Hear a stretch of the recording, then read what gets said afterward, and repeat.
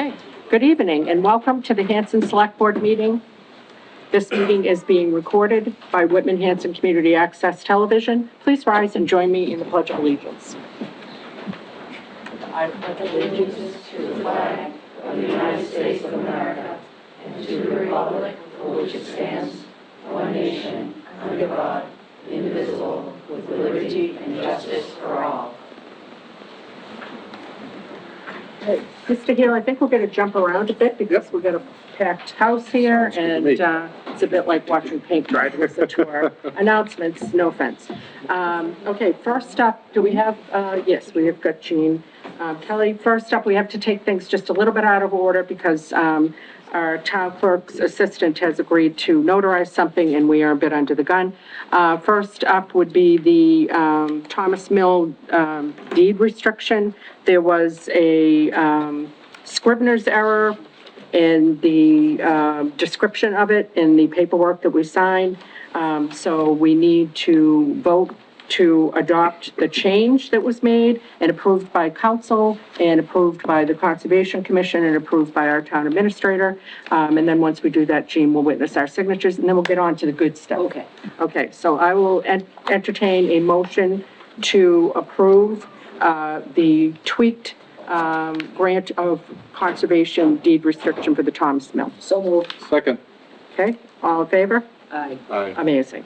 Okay, and then this is our signature. Do you need to watch us do this? Okay. Oops. Okay. Sorry, I should have passed it to you. I'm always last, I get it. Oh, God. And thank you for staying, Jane. We appreciate that. Thank you so much.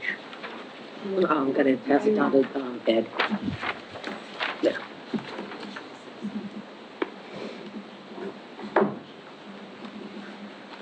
Do you need a license? Oh, boy. Personally, no. Good.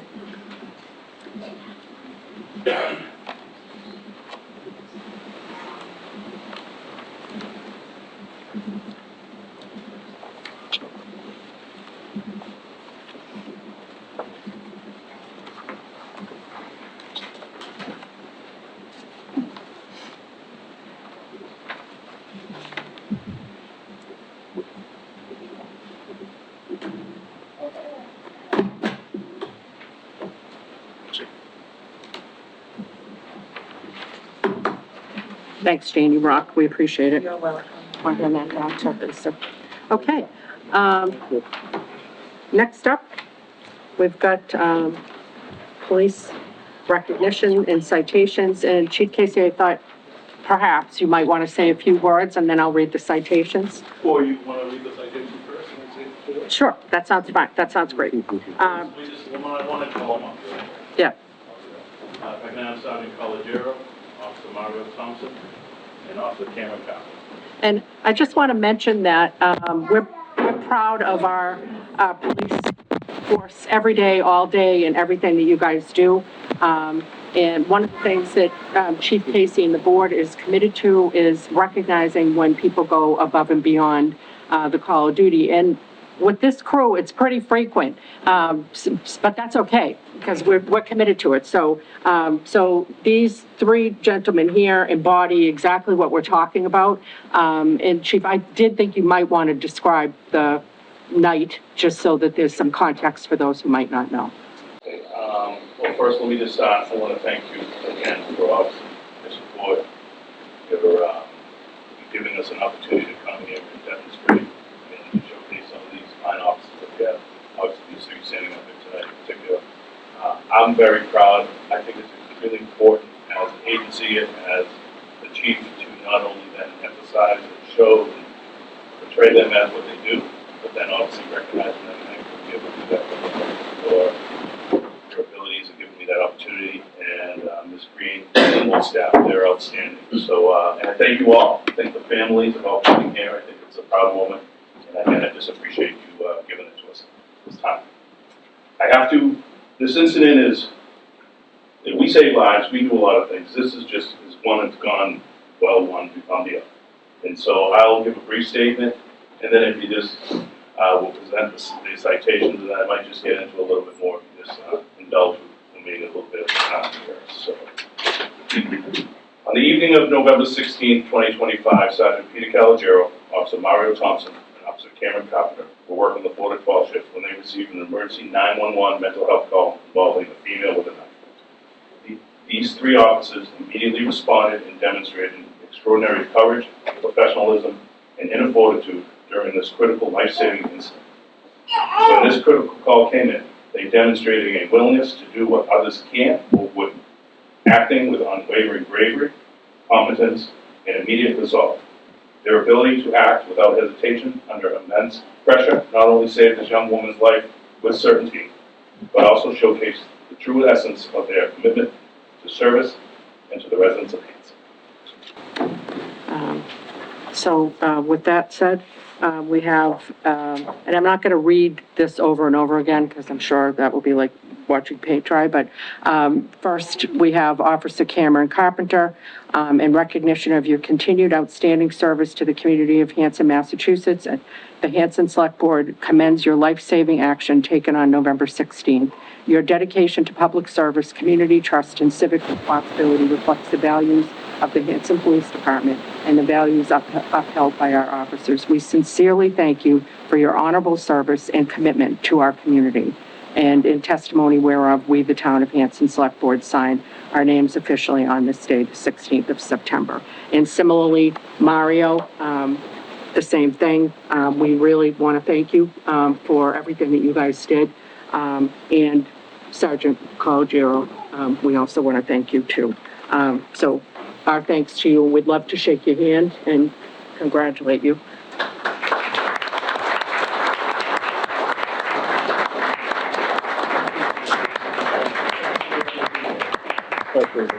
Good to see you.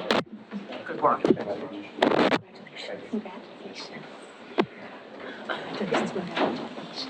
Congratulations. If I could just give them a moment. You all know me by now, this is hip also. Again, I have to be a little sensitive with the essence of this call because of what it is and what I'm only can and cannot say. So I want to just focus on these 3 and obviously the rest of the department, but these 3 in particular. Starting with Sergeant Calogero, those who don't know him, he's a 25-year-plus veteran, squared away supervisor. He's been with us a long time, and he's just a great supervisor. And having these 2 men underneath him, obviously they're led by example, and Sergeant Calogero is the epitome of that. We do have Officer Mario Thompson. He's been with us for several years also. He's involved in a lot of things. He's high octane.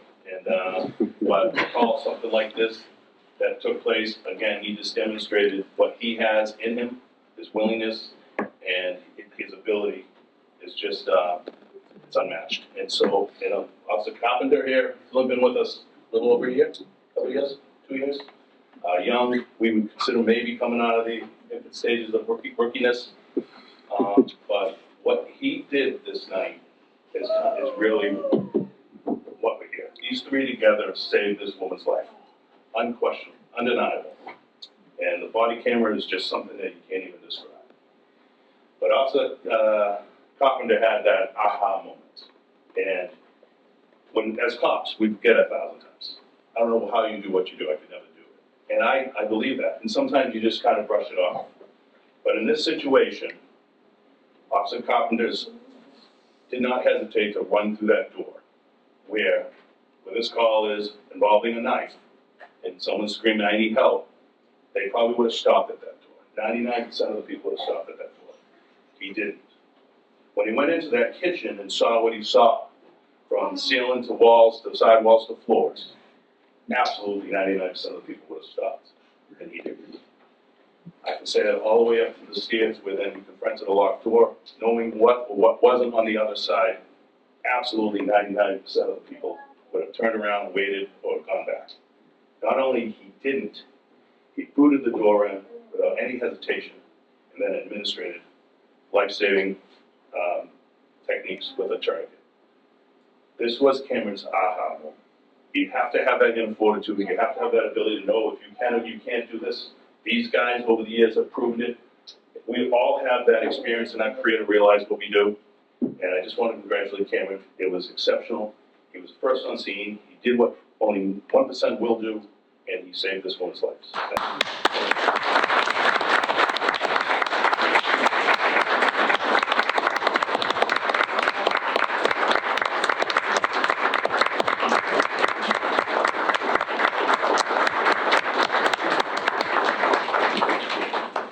Thank you, everyone. That's all I got.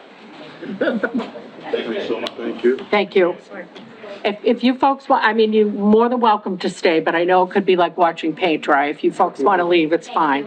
Thank you so much. Thank you so much, everyone. Rob, we're going to take a brief recess. All right, and we are back from our very brief recess.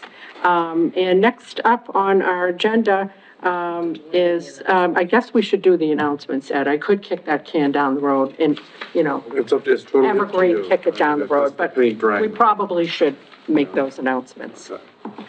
We're looking for citizens at large to become members of the following committees. The Bylaw Committee is a 3-year term with 3 openings available out of 5.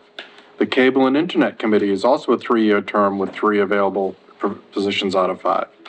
The Capital Improvement Committee is a 3-year term with 1 opening out of 5. The Energy Committee is an annual term with 2 openings available out of 5. The Historical Commission is a 3-year term, also with 2 openings available out of 5. And the Memorial Day and Patriotics Observance Committee is an annual term with 3 openings available out of 5. Volunteer applications may be found at the town website, www.hanson-mass.gov, or by calling the Select Board's office at 781-293-2131. The Cranberry Cove is having a season pass sale that starts on December 15th and runs through the 19th. Visit Camp Kiwanee website for details. And the holiday hours for Town Hall, the Town Hall will be closed in the observance of the following. Christmas Eve, December 24th, will be closing at 12 p.m. Christmas, December 25th, and the following day will also be closed. And New Year's will be closed January 1st and 2nd. And the upcoming Select Board meetings are January 13th, January 27th, and February 10th. Thank you. Nicely done, sir. Okay, next up, we've got discuss and vote appointment of Daniel Pardo to the Hanson Housing Board of Commissioners. So, when there is an opening for the Hanson Housing Board of Commissioners, my understanding from speaking to Teresa Santalucia, who was on that board, is that in the absence of somebody being voted to fill that appointment, they would reach out, and I believe the governor's office would make an appointment, but they have a certain amount of time to make that appointment, and if they don't, then it comes back to either the mayor or the select board, which in this case, we don't have a mayor, so we are de facto that entity. And so it is not a joint appointment, it is just us making a decision about who to appoint for the remainder of this year up until May, at which point whomever it is that would want to fill the remainder of that term would have to pull papers and go through the normal process. And by way of a little background, I do not know Mr. Pardo, but he has been on the Hanson Housing Authority in the past. My understanding is that there was a little snafu when you didn't pull papers, but you're serving, you're ready to serve, you're ready to serve. And we've checked your pulse and we know that you're ready to serve, you've got the background. So did anybody have any questions, any burning questions for Mr. Pardo? Okay, then I will entertain a motion to appoint Daniel Pardo to the Hanson Housing Board of Commissioners for a period to begin today and to end whenever the election is in May. I don't know what that date is. So moved. Okay. Second. Okay, all in favor?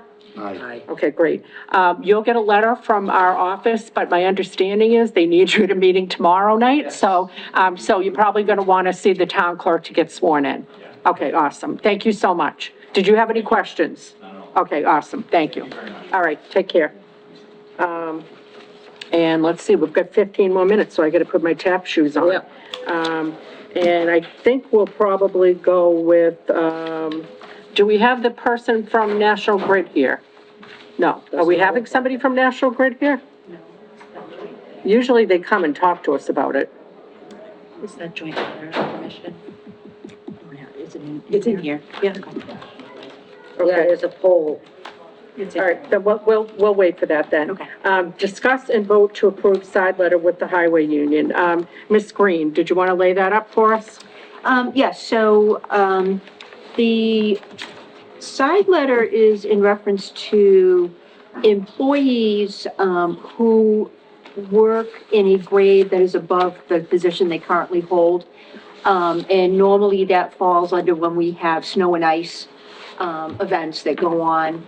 We have, employees in our highway department who are licensed. They do hold the commercial driver's license, but they don't hold that particular position of actually driving that type of vehicle. Yep. But during snow and ice events, they may be called upon because we need the people out there for sanding and plowing. What this letter does, it allows the highway department to pay those individuals at the level of a heavy equipment operator.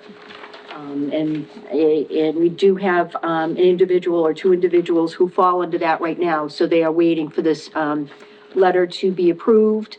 It has been signed and sent to the union, and, then they can be retroactively paid for that service they provided during the snow and ice events. Okay, and just, we've discussed, we want to reward people for stepping up and getting those extra certifications and being a more valuable player for the town, so I think this is in keeping with that, and, I will entertain a motion to, enter into the side letter of agreement between and among the town of Hanson and the American Federation of State, County, and Municipal Employees, AFL-CIO, State Council 93, Local 1700, Highway Department, effective December 2nd, 2025. So moved. Second. Okay, all in favor? Aye.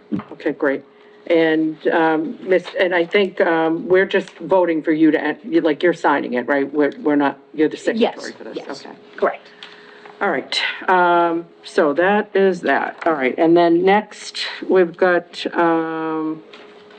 let's see, how much time do we have? 10. Mr. Kinshirf, do you think you could do your discuss and vote town budget in 10 minutes or less? Okay, Get your tap shoes on. No pressure. Money comes in, money goes out, and you account for the money. thank you for that sage advice, Mr. Kinshirf, very much appreciated. All right. So, thank you for having me.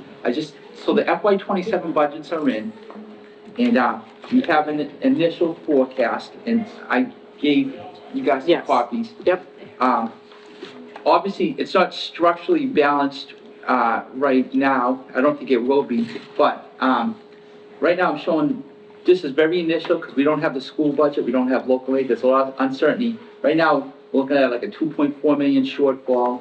We have about 2.2 million in unappropriated free cash right now. So that's kind of where we're at with that. One thing, on a positive note, the contracts are settled, so now we have some certainty with the salaries for the next, yes, yep, this year, next year, and the year after, which is good. And, you know, in the past, I know, the boards likes to defer to FinCom, like for their vetting and so forth, so we're probably ready to do that soon to give, you know, Kevin and his team all the information that's come in so far. okay. So, that's basically where we're at right now. There's gonna have to be some decisions that are gonna have to be made. You know, like I always say, it's like a MacGyver budget.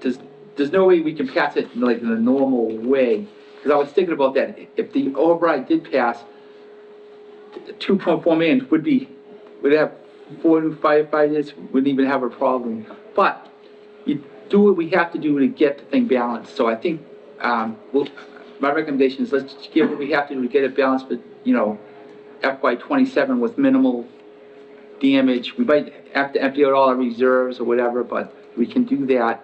And the other thing, as part of that $2.4 million figure, I had to put in a number for the schools, and I did put in like an 8% increase just as a boy in the market, you know, after what happened. I'd rather put in too much than not enough. I'm not even sure if 8% is gonna be enough, because, my, thought I don't know that they've gone there yet, but my thought would be that they're going to try to restore many, maybe not all, but Right. some of the positions that were, eliminated. And I know there's gonna be another phase, which potentially would be more eliminations, or I'm not even sure, like, I don't want to start rumors, So but, we're in a fluid situation, so Yeah. everything's here, the numbers are here, things are gonna change as we get more information, we'll make adjustments on the fly. But, I just wanted to let you know, I know it says vote, Administrative Green, I don't know if there's any vote that needs to take place or what? No, there's not really a vote that No. needs to take place at Yeah. this time. We just wanted to present. no, I just, the I initial just budget. wanted everybody to kind of mentally know, Where we're at. yeah, where we're at. And again, this is fluid. Yeah. And, we don't know what's gonna happen with snow and ice. We don't know, like, there's a lot of moving parts here, but we do have at least the contract settled. So that that's a was a big plus. unknown last year. that, Exactly. We had to kind of hedge our bets on. So, so there's some positives there.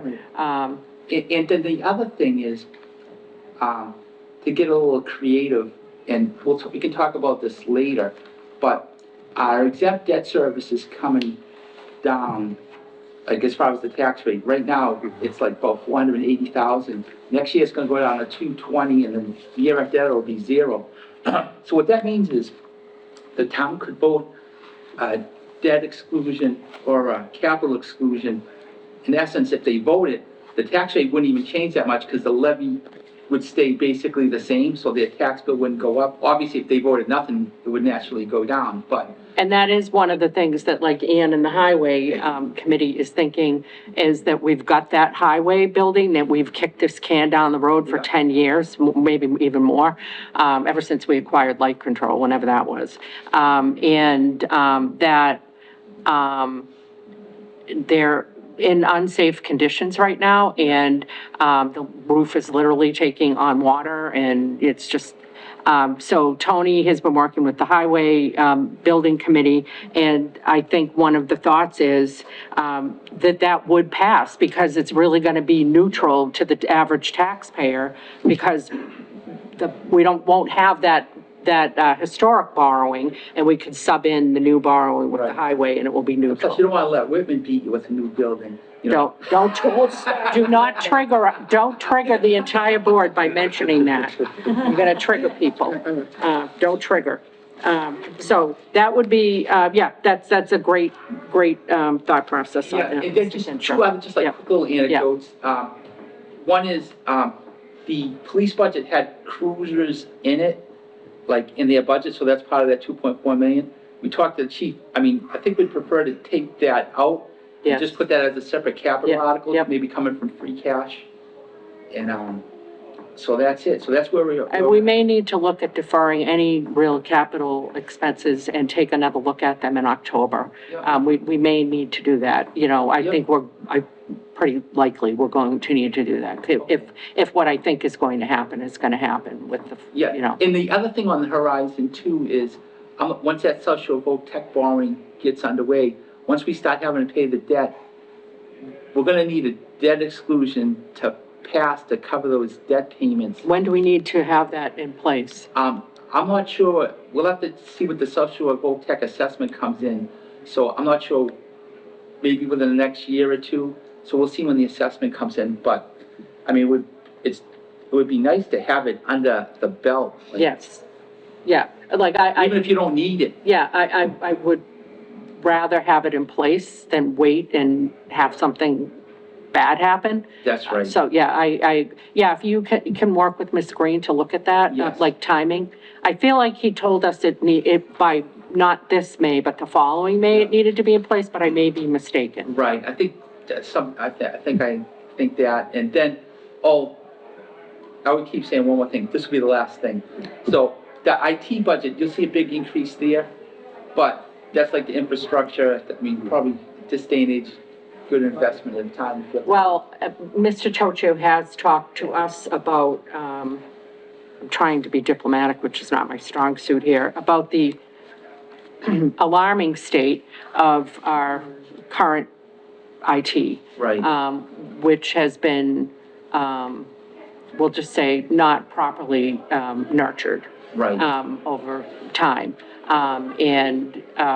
We need to make sure that we are putting in the safety protocols and other protocols so that we're not a sitting duck for anything to happen. Like a hack. Yeah, and he really, he's put the fear of God in all of us about that, so, but we did ask him, like, it's all about priorities, right? We can't do Right. everything that we want to do, none of us can do everything that we want to do, you know? So we've got to find out, like, what absolutely needs to be done, what's second banana, and everybody needs to structure things that way, so that we're all, you know, we're all aligned, that we know that not all of our needs are gonna get met.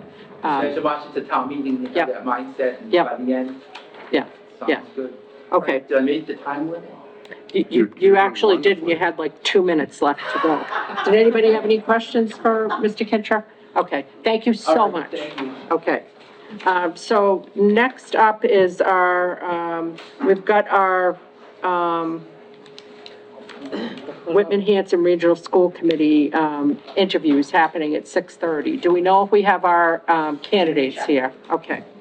And do we know if we've, opened up the Zoom link so that Mr. DeGravio can join us? We did that. And I just want to mention that, have you guys opened up your meeting, which is like kind of weird because like, I'm not really sure what your quorum is for the Hanson portion, if you have to separately open it up, but I would strongly suggest that you do that just out of abundance of caution. If you don't have to open it up, no harm, no foul. Well, you think what you want. Yeah, I know it. yeah, I know it. I mean, yeah. he's in, It's posted, so, but you're in our meeting, so usually when somebody's co-posted, they open up, you make a statement, we're opening up our meeting right now, type of thing. Like, we're calling our meeting, like, our meeting's already open, so you're calling your meeting to order, your portion of the meeting. I don't He's know. not here. Is Glenn on? No, not yet. He is not here. Nice to meet you. We're getting our technological act together, and God help us. Are we getting her? Well, we're aspiring to get our technological act together. Yeah, I don't see him here. He's not on. That's okay. I think we can, Just make sure he did. Okay. can anybody ping him just to see if he's joining us? I did speak to him, and I know he was planning on joining us, so. Bear with us. I really don't know. And thank you for joining us. I think so.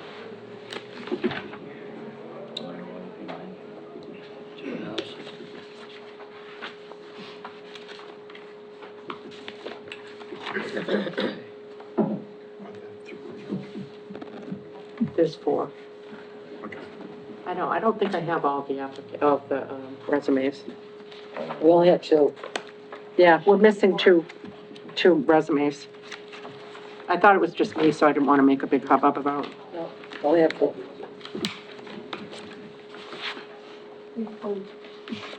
Blue folder. We have, Warren, and we have Thomas Michael Gordon. What? The folder for It's the a- applicant. It's a blue, it's a separate blue folder Okay. Oh, okay. This, for applicants, yeah. did you just need it to make copies, or? No, I was gonna refer to it for you. Oh, okay, all right, but the other guys don't have the applications either. Well, I've already seen it. I've seen Well, I mean, we've all seen them, Yeah. but. Yeah, we've all Okay, seen All it. right, okay, all right. All right, so we're gonna put our tap shoes on. Okay. Um, Glenn said he was connecting now. okay, cool. We can't technically start till 6:30, which is when we said that this joint meeting was starting anyway, so it all works out. And it is. Lucky us, we're on camera. Your microphone is not working, it says, check your connection. I don't think she needs her microphone on. Yeah, they don't want us to have it. Okay. We've got too much in it. Okay, so Glenn is here, but it's not showing up there. He might just be calling on his phone Oh, okay. rather Yep. than video. Geez, Oh, there he is, okay. Clint, can you hear us?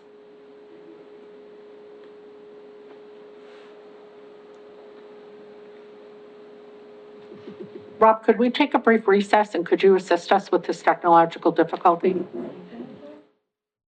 All right, and here we are, yet again, back from a recess. So, we are here in a joint meeting with the Hanson members of the, Whitman-Hanson Regional School District Committee. And joining us virtually is Glenn DeGravio, and with us in person, we have TJ Rafi and Hillary Niffen, and then, of course, the Select Board. The way that we had, discussed, running this, was to have each candidate come before us. We're gonna ask consistent questions so that we are, having, consistent, material to make a decision based upon. Once we finish with each of the four candidates, we will, discuss and deliberate, and then we will take a vote. And, it's a simple majority vote, and then, I don't know if we want to have the candidates come back in while we deliberate or have them wait outside. It's really up to you guys. Typically, it's a little more comfortable if they're waiting outside, but, you know, it is an open meeting, so if they want to come in, they're allowed to. Okay, so before us is our first candidate, Warren McCallum. And thank you very much for your patience, and thank you for applying, and we're thrilled that you decided to step up. Yep, and did you guys want to call your meeting? Yeah, we call the jointly posted 6:30 PM meeting of the Hanson contingent of the Whitman Hanson Regional School District School Committee to order. Could you say that again? No, I'm just kidding you. Okay, all right. Okay, great. Okay, did you want to take a vote on that? Glenn and Hillary and TJ, a vote on calling your meeting to order? Yep. I don't think we usually do enough. Well, you don't, but this is, you're a meeting within our meeting, so typically you would have a second and then vote Okay. that you call it to order. So, I'll second. All right, great. And Glenn, going forward, because you're joining us virtually, just make sure you announce who you are I know it's a bit of a grind, but, just so that it's clear to everybody. Okay, so, Mr. McCallum, why don't you tell us a little bit about yourself and why you applied, and then we will, ask you some questions. Hi, so, my name is Warren McCallum. I live on Thayer Drive in Hanson. I applied because I have 4 children. One of them is in college. The other 3 are in the Whitman-Hanson system. I have a junior in high school, an 8th grader, and a 6th grader. I personally have been working in education for over 22 years. I started my career in finance, moved through a teacher. In fact, I was the teacher at Whitman-Hanson for about 5 years. After that, I moved to the Norwell Public Schools. I worked as an assistant principal there. I then moved to the office of the business office, where I became the director of finance, operations, and technology. I've been in the role of the business manager / operations manager / technology manager for the last 15 years. And I've spent countless hours managing circuit breaker, Chapter 70 fundings, end of year reporting for schools. So I guess in a short way, I kind of know where the bodies are buried in that sense when it comes to school finance. I've been around the block. I'm a member of MASBO, which is the Massachusetts Association of School Business Officials. And I have been doing this a really long time. I think when I first heard of the crisis that the schools were in, it kind of, to be honest, kind of blew my mind a little bit. And I started asking questions and poking and prodding and finding anyone that I still knew within the system, what the heck's going on. And the more I learned, the less kind of happy it made me. I feel like we are in the middle of a crisis. We've got a budget that just closed that was in crisis. We've got a budget that we're in the middle of that is not going well. And in the middle of this, we're building a budget, or they are building a budget for the FY27 school year. And I'm not convinced, based upon the meetings I've attended, that the problem has yet been resolved. and that people actually understand fully where the problem has come from. I hope that if I am appointed to this position, I would have the ability and the experience to look at that in a way that most other people would not.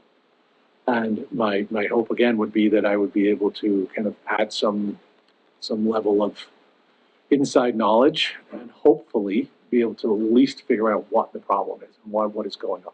Excuse me, what is going on. And that's really why I'm applying right now. I feel like there is a short window. My budget where I am working is due to the town in about a month from now. And then that starts to go in front of advisory boards, finance committees, select boards, and that whole process begins. So I know that there is a fairly short window right now to get some of this stuff resolved.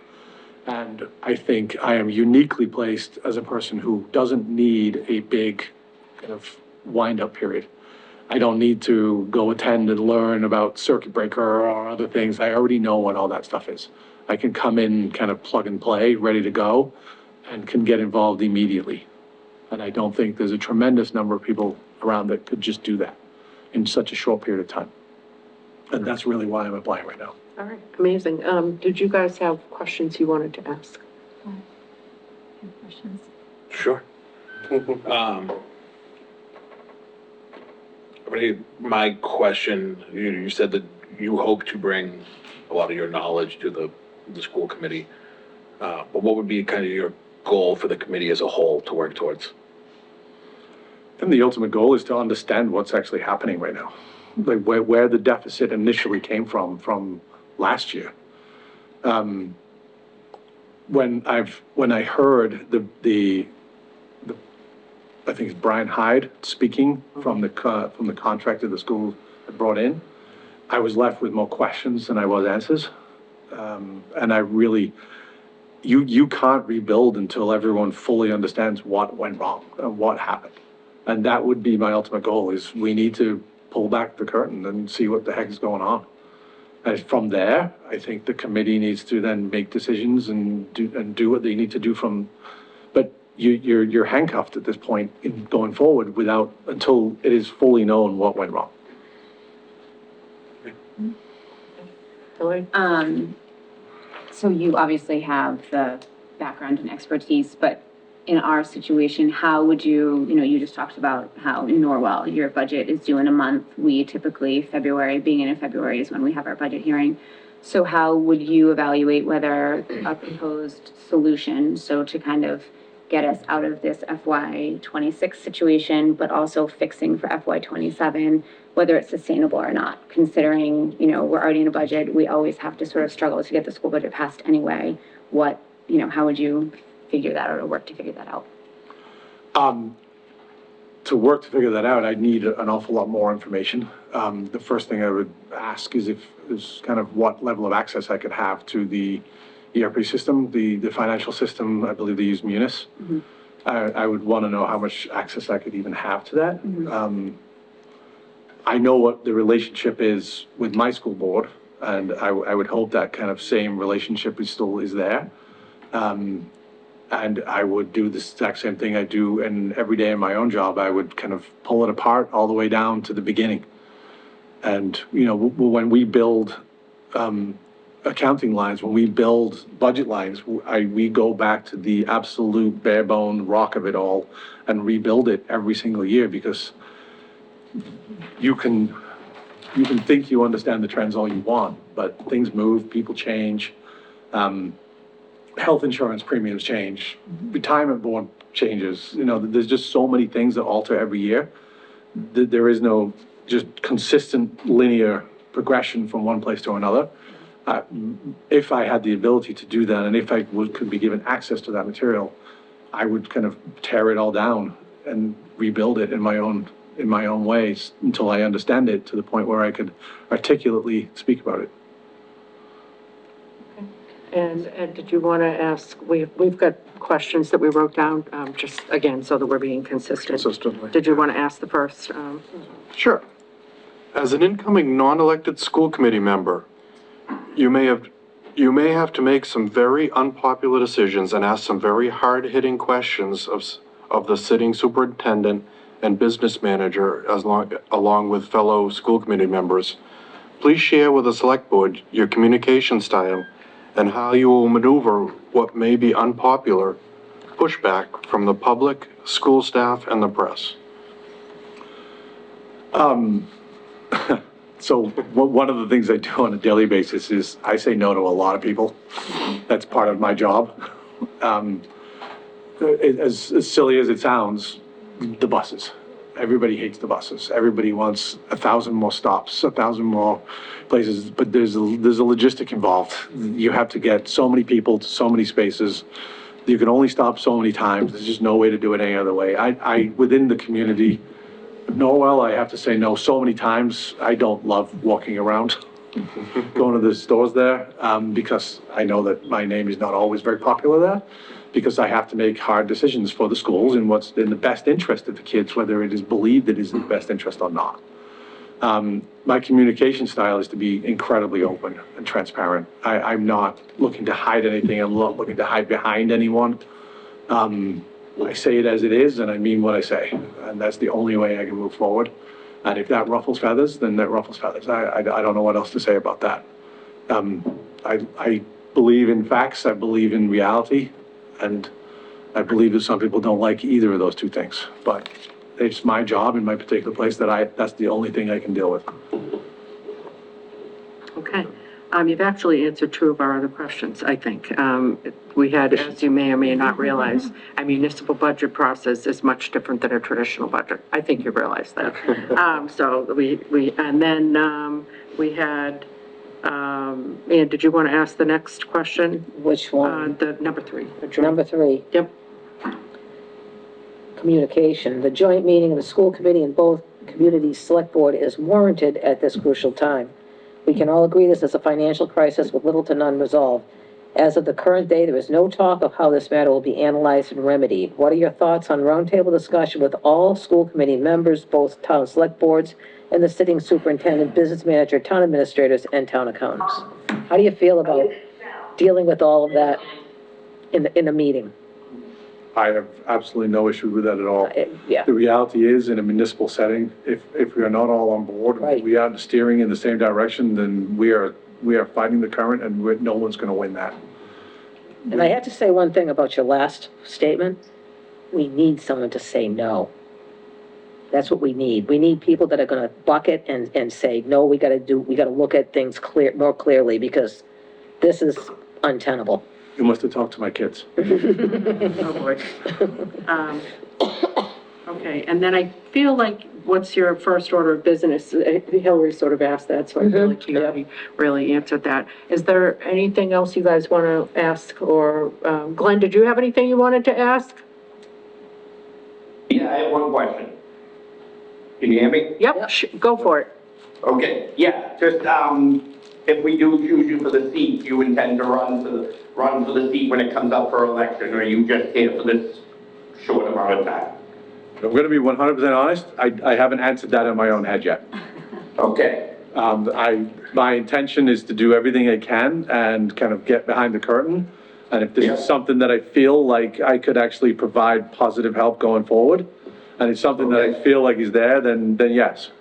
But I haven't, okay. completely Appreciate transparent. your honesty. Yeah. Yeah, Hillary, can I, do you know when that seat will be up? May? yeah, it's up in May, and then I think there's 2 years left, or 1 year left on that term, yeah. So whoever takes the seat is here for a year from this May? So, no, this appointment is until May, and then whoever Okay. pulls papers for the May would have 1 more year Okay. left on that term. All right. Yep, Okay, yep, all right, thank you. okay, great question. Anything you wanted to say to sum up? No, well, I guess yes. I do care about this town tremendously. My wife's family has been here for hundreds of years. They go back all the way to the United Cranberries. And my wife's grandmother was a teacher at Indian Head. Like, we have, my married family has been in this town for a very long time. And raising my children in this town was important to her. And that includes being part of the school system. So I was, quite frankly, very concerned at this recent turn.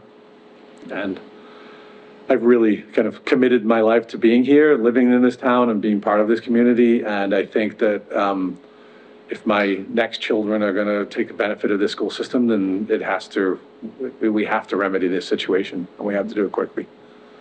All right, well, thank you so much. We really appreciate you problem at all. applying and stepping up, and we're going to interview the next 3 folks, and then we'll make a decision. Would you like me to wait around, or? If you want to wait around, that is totally up to you. That's your Stay. prerogative. We are asking that if you're a candidate, that you go back out while we interview each person, but it's totally up to you, whether you, yeah. All right, yeah. thank you very much. All right, thank you so much. Nice to meet you. You too. Who's that guy?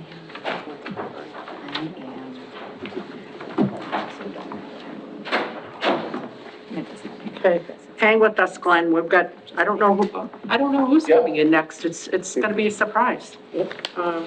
One of 3, we don't know. Okay. All right, Madam Chair, this is Mr. Delmonico. okay, great. Mr. Delmonico. Which we don't. Can we ask you to, we call this the Inquisition Chair, and we mean that in the most positive way possible. All right, Mr. Delmonico, thanks so much for applying. Thank you for joining us. Do you just want to sort of start off by telling us a little bit about yourself and why you applied and? Yeah, of course, of Okay. course. My name's Anthony Delmonico. I'm a resident in Hanson. I've got a 2.5-year-old son, so I've got some time before they enter the school system. My background, I'm currently the CFO for the town of Weymouth. And municipal finance is kind of my wheelhouse. It's where I've built my career, spanning 2 states. Prior to this, I worked in Somerville with their police department as director of finance and administration. Prior to that, I worked in a town in Vermont. I'm originally from Pembroke. Lived in Vermont for about 8 years. We moved back when my son was born. One of the reasons why, I mean, my wife is actually the person who told me, you should totally apply. You'd be great at this. I'm like, totally. I'm all for it just because, I mean, I do like getting involved. I believe community service is one of the best things we can do in general. So it's one of the main driving forces for me wanting to get involved. Okay, well, thank you so much. So with us, we've got the school committee members, and we're just going to ask, we're trying to ask consistent questions. Yeah, of course. And the format will be, we'll ask you questions, we'll give you a chance to wrap it up, and then if you want to hang around and network with the other applicants out there, Yeah. feel free, or you can go home and we'll call you. It's really up to you. So we're going to start. That way this time? Sure, yeah. David, did you want to start off with asking our first question? Yeah, I got no question. She thinks you to read that one. Oh, come on. This one here, number 1. Yeah. As an incoming non-elected school committee member, you may have to make some very unpopular decisions and ask some very hard-hitting questions of the sitting superintendent, business manager, and fellow school committee members. Please share with the board the communication style and how you will maneuver what may be unpopular pushback from the public, school staff, and the press. I mean, that's a valid question. I mean, it's something I deal with currently right now, working for Weymouth. I mean, FY27 is going to be one of the hardest fiscal years Massachusetts municipalities have experienced in quite some time. From what I've heard, it's going to be around 2008 levels in regards to fear. I don't know the outlook. We're going to have to wait and see what the state says. Yeah. As far as unpopular opinions, sometimes decisions need to be made. Not everyone's going to agree with them, but based on information that you have and based on sort of, this is literally the best possible thing we can do, you're just going to have to go for it. Now, that's not going to be popular. And I mean, being in these kind of positions, whether it's school committee, select board, my own personal job as CFO, not everyone's going to agree with you, but you just got to take that in stride. And just not take it. I think what the question is are you going to have a problem saying no? No, I'm not gonna have a problem saying no. When I took the So that's what's job, gonna push back. oh yeah, I know, and then you just gotta stick to it, honestly. I'm probably the first person that says no in Weymouth, maybe the second. I say no all the time. Yeah. Yeah. Okay, great. Did you want, maybe not the, We kind of, yeah. maybe just a second, like, share with the, I mean, yeah, you already answered this, which was He already your answered that. understanding of the municipal budget. I mean, And you it's know your that job, there's a difference basically. So, between the municipal budget Yeah. and traditional budget. Okay. So the joint meeting of the school committee and both, community select board is warranted at this crucial time. We need to, everybody has to get together. Yep. We can all agree that this is a financial crisis with little to none resolve. As of the current day, there is no talk of how this matter will be analyzed and remedied. What are your thoughts on a roundtable discussion with all school committee members, both town select boards, and the sitting superintendent, business manager, town administrators, and town accountants? I mean, really, when you bring everyone together, you just gotta be 100% real. Like, this is where we are right now. This is where we find ourselves. I mean, I've been in similar situations before. I've worked in budgets between $4 million to $220 million. And sometimes, the figures aren't gonna lie. If you're in a deficit, you're in a deficit. And it's just a matter of how you claw your way out, essentially. So, as far as that goes, I mean, you gotta be real. You can't really be afraid to say, this is what it's looking like to me. This is what I'm seeing. What are you guys seeing? What's the next best thing to do? Well, we're past the point of fear at this point. Oh, yeah, Yeah, exactly. okay. All right, that's helpful. And then, Ed, did you want to ask the next question? Number 4? Yep.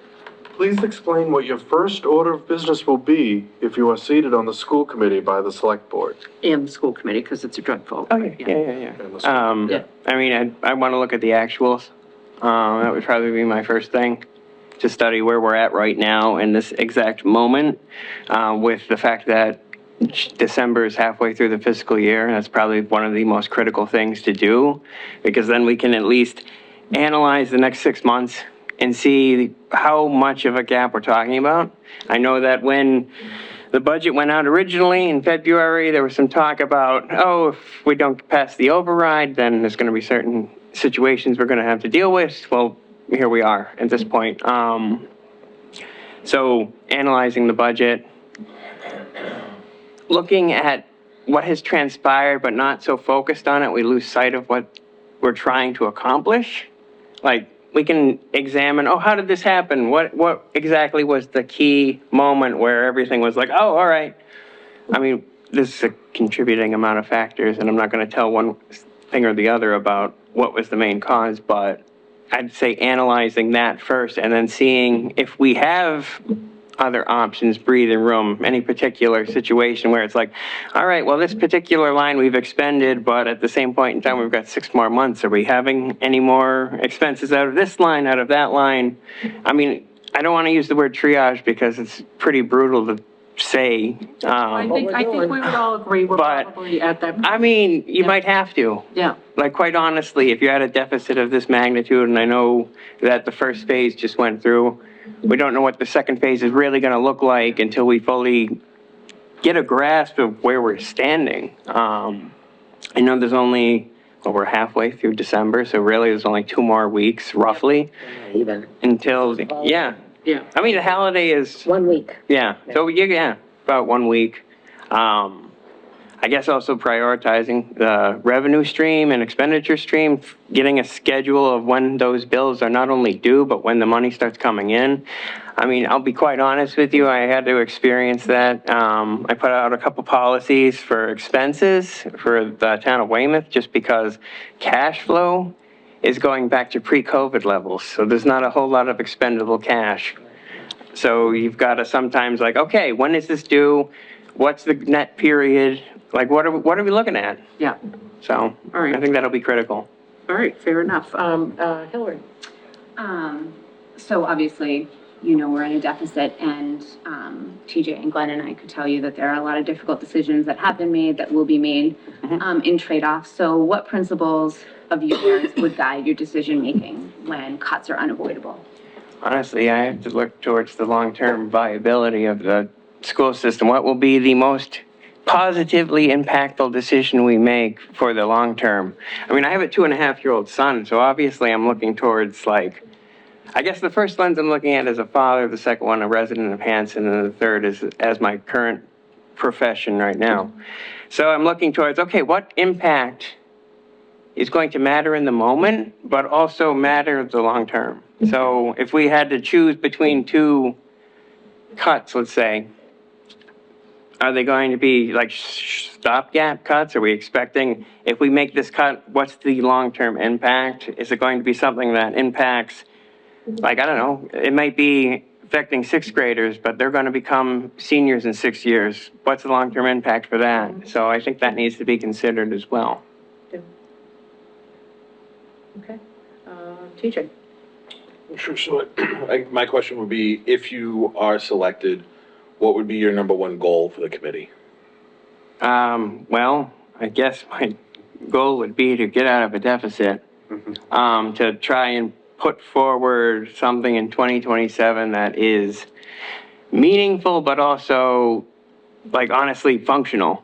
Like, I mean, yeah, we're at a deficit right now, and we need to make the decision in order to make a sustainable I mean, I don't know whether it's going to be level funded or not. We'll have to actually really get into it and look. But it's going to have to be a level funded budget.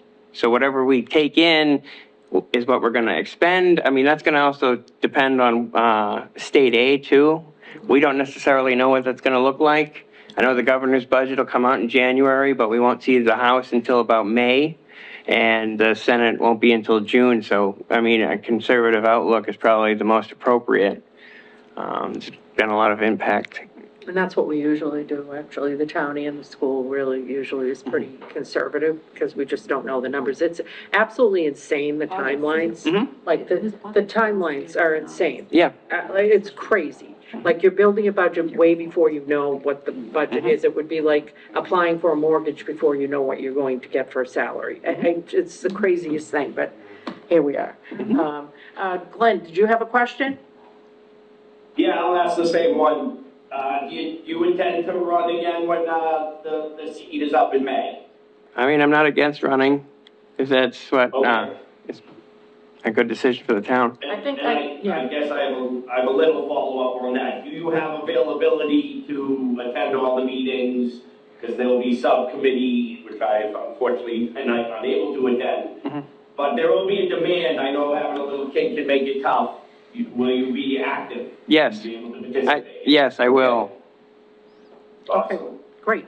All right, well, thank you so much. Did you have anything you wanted to put a bow on it and tell us about yourself? Honestly, I don't know, because I feel like, I don't know, if anyone's curious about my career, I guess you could always look at Weymouth, because we also televise our meetings. Well, I'm sure that you have to make a lot of extremely difficult decisions, and Weymouth is way bigger than this. So, thank you for that. We're going to make our decision tonight. Yeah. We're going to interview the other two candidates. And then we will, like I said, you certainly can, sit out there and wait, or we'll give you a call. It's really your prerogative. But we deeply appreciate you stepping up. Yeah. It's nice to meet you. It turns out you live on my street and I've never met you before. Oh, wow. What a coincidence. So nice to meet you, and maybe I'll see you around the hood. Yeah, probably. Okay. All right, thank you so much. All right, well, thanks. All right. Appreciate it. Thank you very much. Thanks.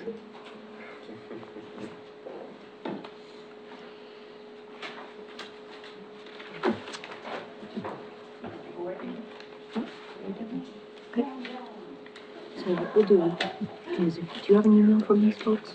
I'm sure you did. All right, just reach out, Mr. Bacon, that you gave us the name, just plugged it in. Like, Madam Chair, this is Mr. Gordon. Okay. over here. Great. Hi, thank you for joining us.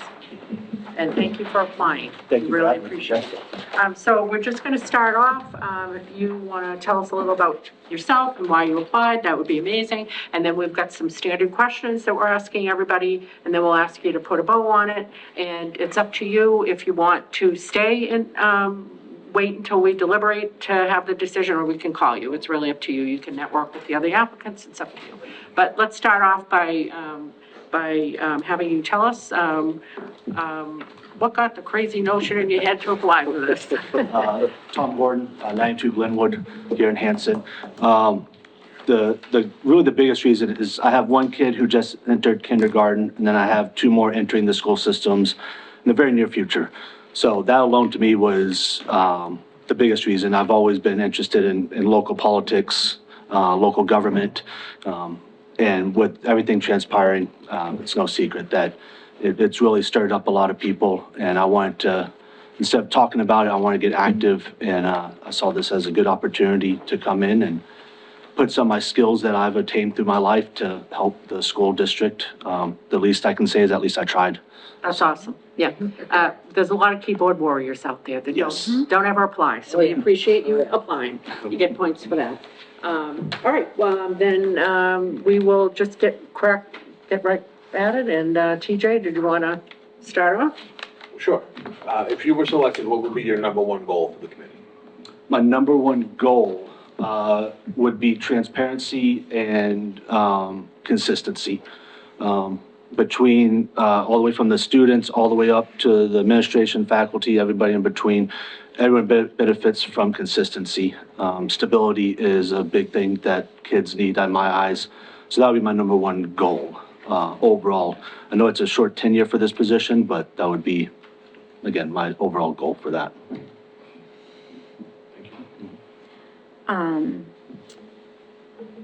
Where is my question? Okay. So what would your, first plan of action be? So, and how would you know that that is a Band-Aid or something that's sustainable over time? As far as the budget is concerned, I'm sorry. Oh, okay.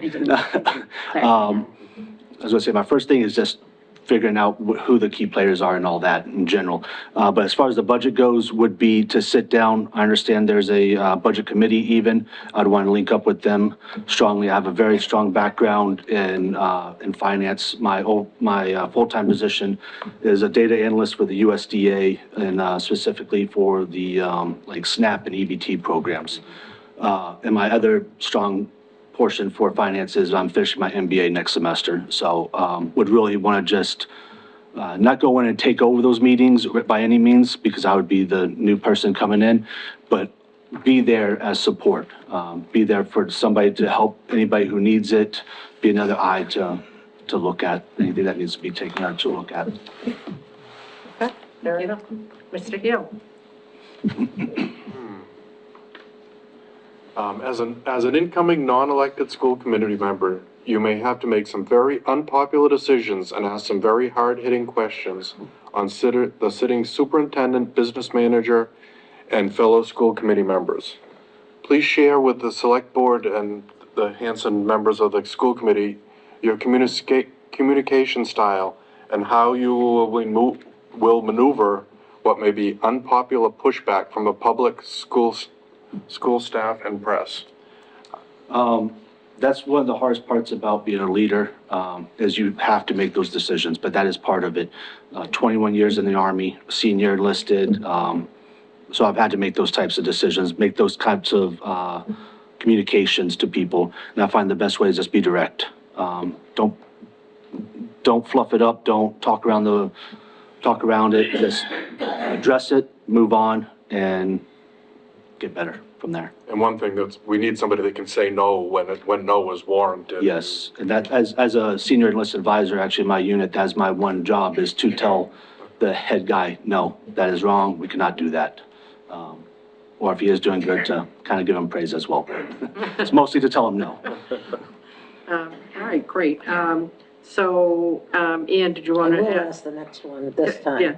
As you may or may not realize, the municipal budget process is much different than traditional budget. Please share with the board members your understanding of the municipal budget process and the interaction that is required with fellow school committee members, superintendent, business managers, and the public. That would tie directly with my engagement on the federal fiscal side. I've been directly doing that for over 5 years now, since 2020. That was an interesting time to start that position. So I have a deep understanding that government government fiscal is much different than private sector or personal monetary issues. Right.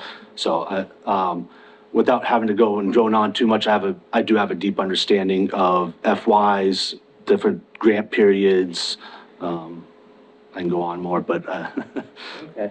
Okay, so you have some things to learn in particular about the school, but you've got a general knowledge of municipal finance. yes, I do have some, background in the school systems as well. My wife is a severe special ed teacher in Brockton, and they've also had some, Yes, yes, they of have. their own, Yep. in the recent years, so we've kind of followed that as well. Yep. But haven't directly had my hands on that. Okay, cool, thank you. And then, Mr. George, did you want to ask question 3?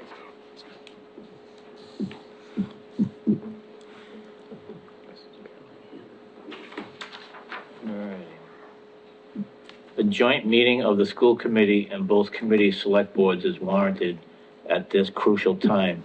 We can all agree this is a financial crisis with little to none resolve.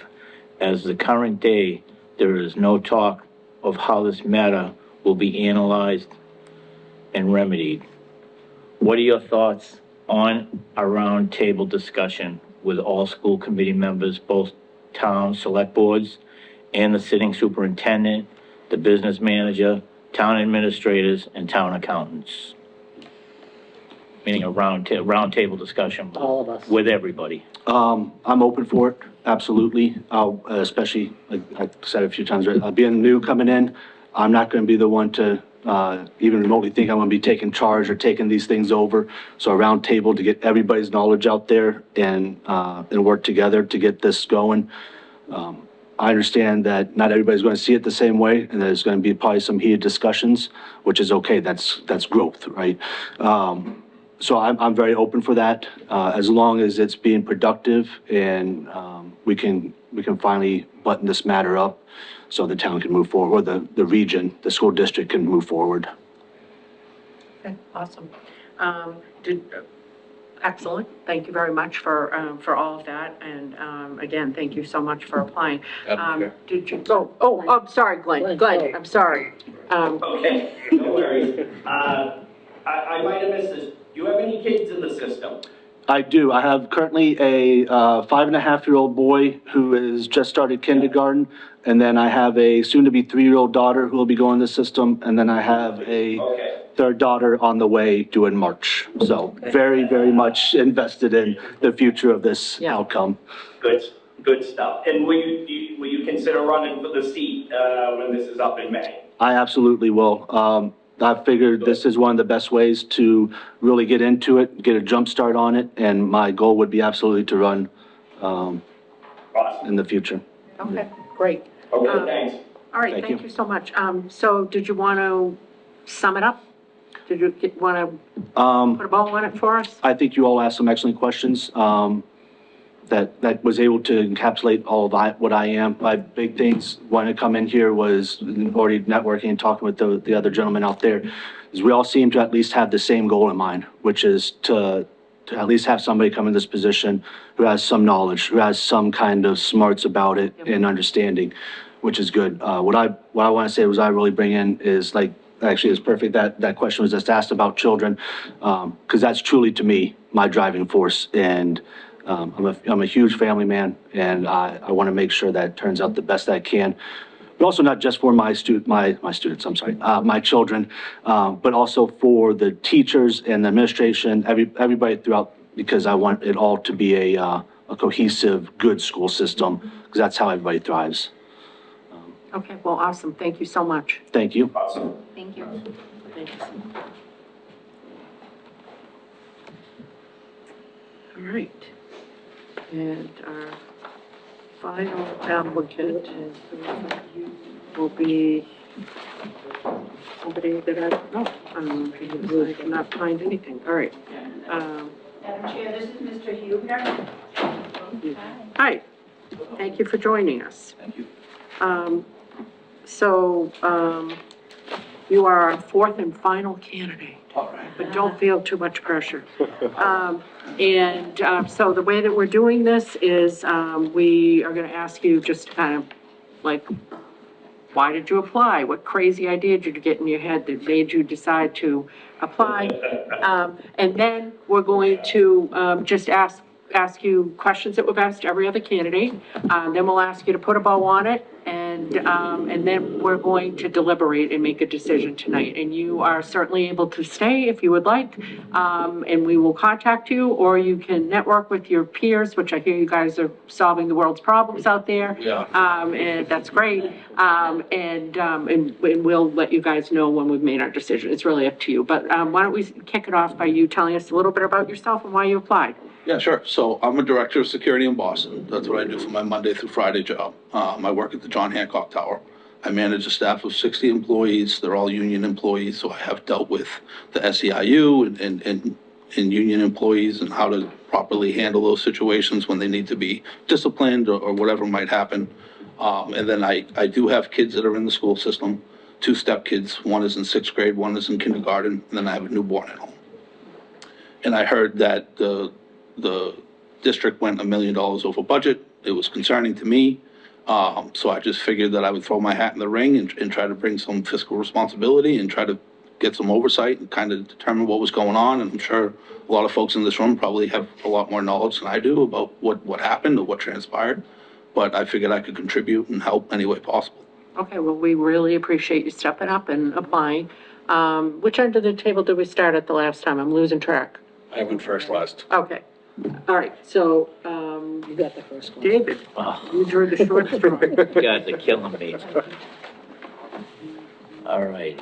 As an incumbent, non-elected school committee member, you may have to make some very unpopular decisions and ask some very hard-hitting questions of the sitting superintendent, the business manager, and fellow school committee members.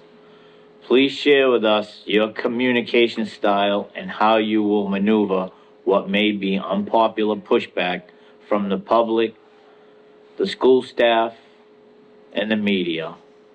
So if you have to say no to something that they don't like, how are you gonna deal with that? Yeah, I think it's one thing to be unpopular, but it's another thing to be professional and courteous in any engagement that I have with, whether it's media or somebody from the public, somebody from the school committee, the superintendent himself. I think he needs to be held accountable. I think he needs to answer some tough questions, but there's a professional way to do that in an appropriate way.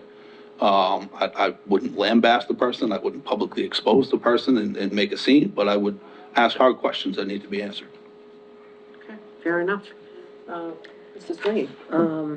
You may or may not realize a municipal budget process is much different than a traditional budget. Please share with the board members your understanding of the municipal budget process and the interaction that's required with fellow school committee members, superintendent, business manager, and the public. So as far as the municipal budget, from what I understand, it has to be approved in the town meeting. And that gets allocated according to the budget. And in this case, it seemed like the budget that was allocated to the school district went $1 million over. And in that case, in order to pay those funds, I'm sure that there has to be a consideration of an override or a cash fund to try to pay some of these expenses. But that's generally my knowledge of it because I'm new to town government. Well, that would be pretty accurate summary. Okay, all right, Mr. Heel. A joint meeting of the school committee and both community select board is warranted at this crucial time. We can all agree that this is a financial crisis with little or no resolve. As at the end of the current day, there is no talk of how this matter will be analyzed and remedied. What are your thoughts on a roundtable discussion with all school committee members, both town select boards, and the sitting superintendent, business manager, town administrators, and town accountants? I think it's imperative. I think everybody should be in the same room. We all share the same issue, and we have to come up with a solution for it. And it's not just the school committee at risk here. It's taxpayers in the town, people's property taxes going up if there's an override, which people don't want. So we got to find another solution that's cheaper and more effective. And I think everybody should have a seat at that table to determine the best path forward. Okay. Thank you. All right. So obviously, you know that the school district has a budget deficit. So if you are appointed, how would you evaluate whether a proposed budget solution is sustainable or just a short-term fix? Excuse me. Yeah, I think we would look at, what the solution is and what's forecasted for the next fiscal year and see if that's sustainable without having to raise taxes, or without an override, and see where we can get that money from. And I think that Chapter 70 comes into play and see if there's possibly more funds from Chapter 70 that we can get. Yeah, that's my answer to that. And Mr. Rafi. My question would be, if you're selected, what would be your number one goal for the committee? The number one goal is to be fiscally responsible and straighten out the budget crisis that exists now. Okay. And Mr. DeGravio. Just want to know if you're willing to run when your seat's up in May. I guess I see how the first 6 months go. You're not the only person to say that, yep. Yeah, but I would definitely be willing to do that, but I'm looking in the short term at least to get the budget crisis resolved. I mean, the good thing about this is you can dip your toes in the water. Right. And see if it's, you know what I mean? And then in May, if it's something you feel like you're contributing, you make any difference and, and it's working and then you can run again. I mean, these types of opportunities to dip your toe in without fully committing don't come along that often. Right. So you're not the first person to say, I'll have to get back to you on that one. Yeah. No. Did you, I'm sorry, I thought somebody just said something, I must be, Glenn, did you have something?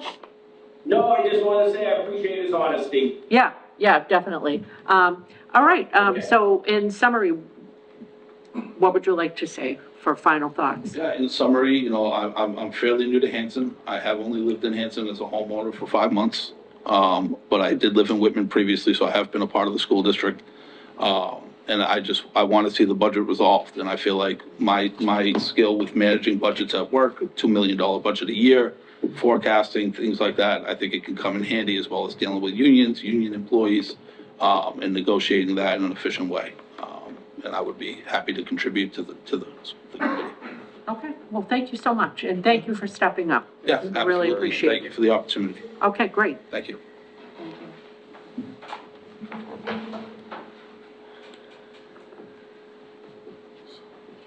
So we have 4 open seats. Okay, so, Brenda, we're gonna wait to have them come in until we're done deliberating? Yep, okay.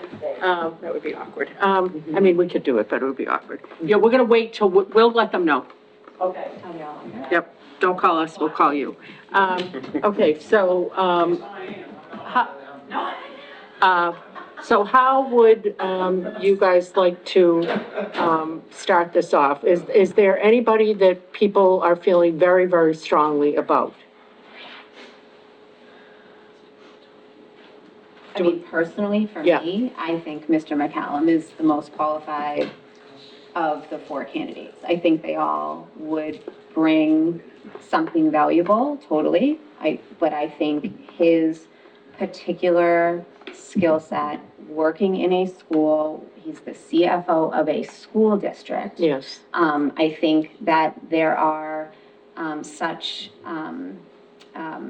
different pieces of that than just a municipal town budget that he would be able to understand. And I will disclose that when this whole thing came, our kids are the same age. I know him, I don't know him well, but I know him through just, Hanson's not very big. Yeah. And our kids are the same age, and he reached out and got my number from someone and reached out and said, do you have questions? And I called him and I said, frankly, like, what could this be? Like, you've been around, what could it be? And he offered all of these things. So the next meeting we had, I had questions to ask about certain things. Didn't necessarily get answers, but that's not the conversation for here. To me, we can't do better than him, to me. But I am one person, so. TJ, what are your thoughts? I think all 4 gentlemen have a lot to offer. I think there's a round peg in round hole to select a school business official for a district that can't find and keep a full-time school business official. I agree. I agree. I mean, I was very impressed. Let me say, I really should say, I could not have been more thrilled with the caliber of the candidates that we had. Every single one of them, I think, could be a good and valuable contributing member at some point in time. But the choice before us now is we've got one very limited opening, you know, for limited time engagement, and perhaps the person will pull papers. I liked Mr. McCallum as well. What were your thoughts? I think the exact same thing. I'm very happy that these 4 candidates stepped up, and they are all, you know, I wouldn't be upset if we voted on any of the 4 of them. But as far as hitting the ground running and knowing the information, being able to dive into it, I agree that Warren is probably the most qualified of the 4. I'm Yeah, in what are full your thoughts, agreement. Mrs. Rain? The only thing I'm wondering, are there any other seats that are gonna be open this May? Is it just gonna be this one? I'm up also. You're up also?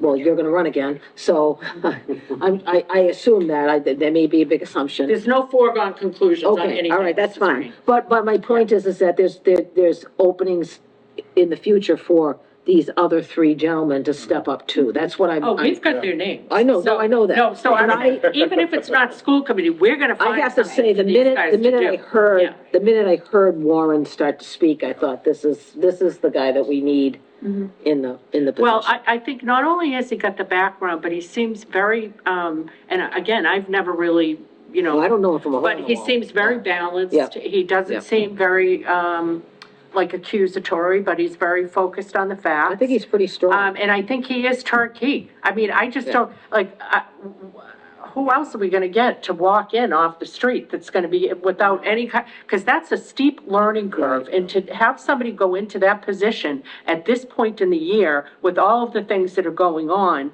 they're just not gonna have time to, it's gonna be like running after a speeding train. Mr. DeGravio, what are your thoughts there?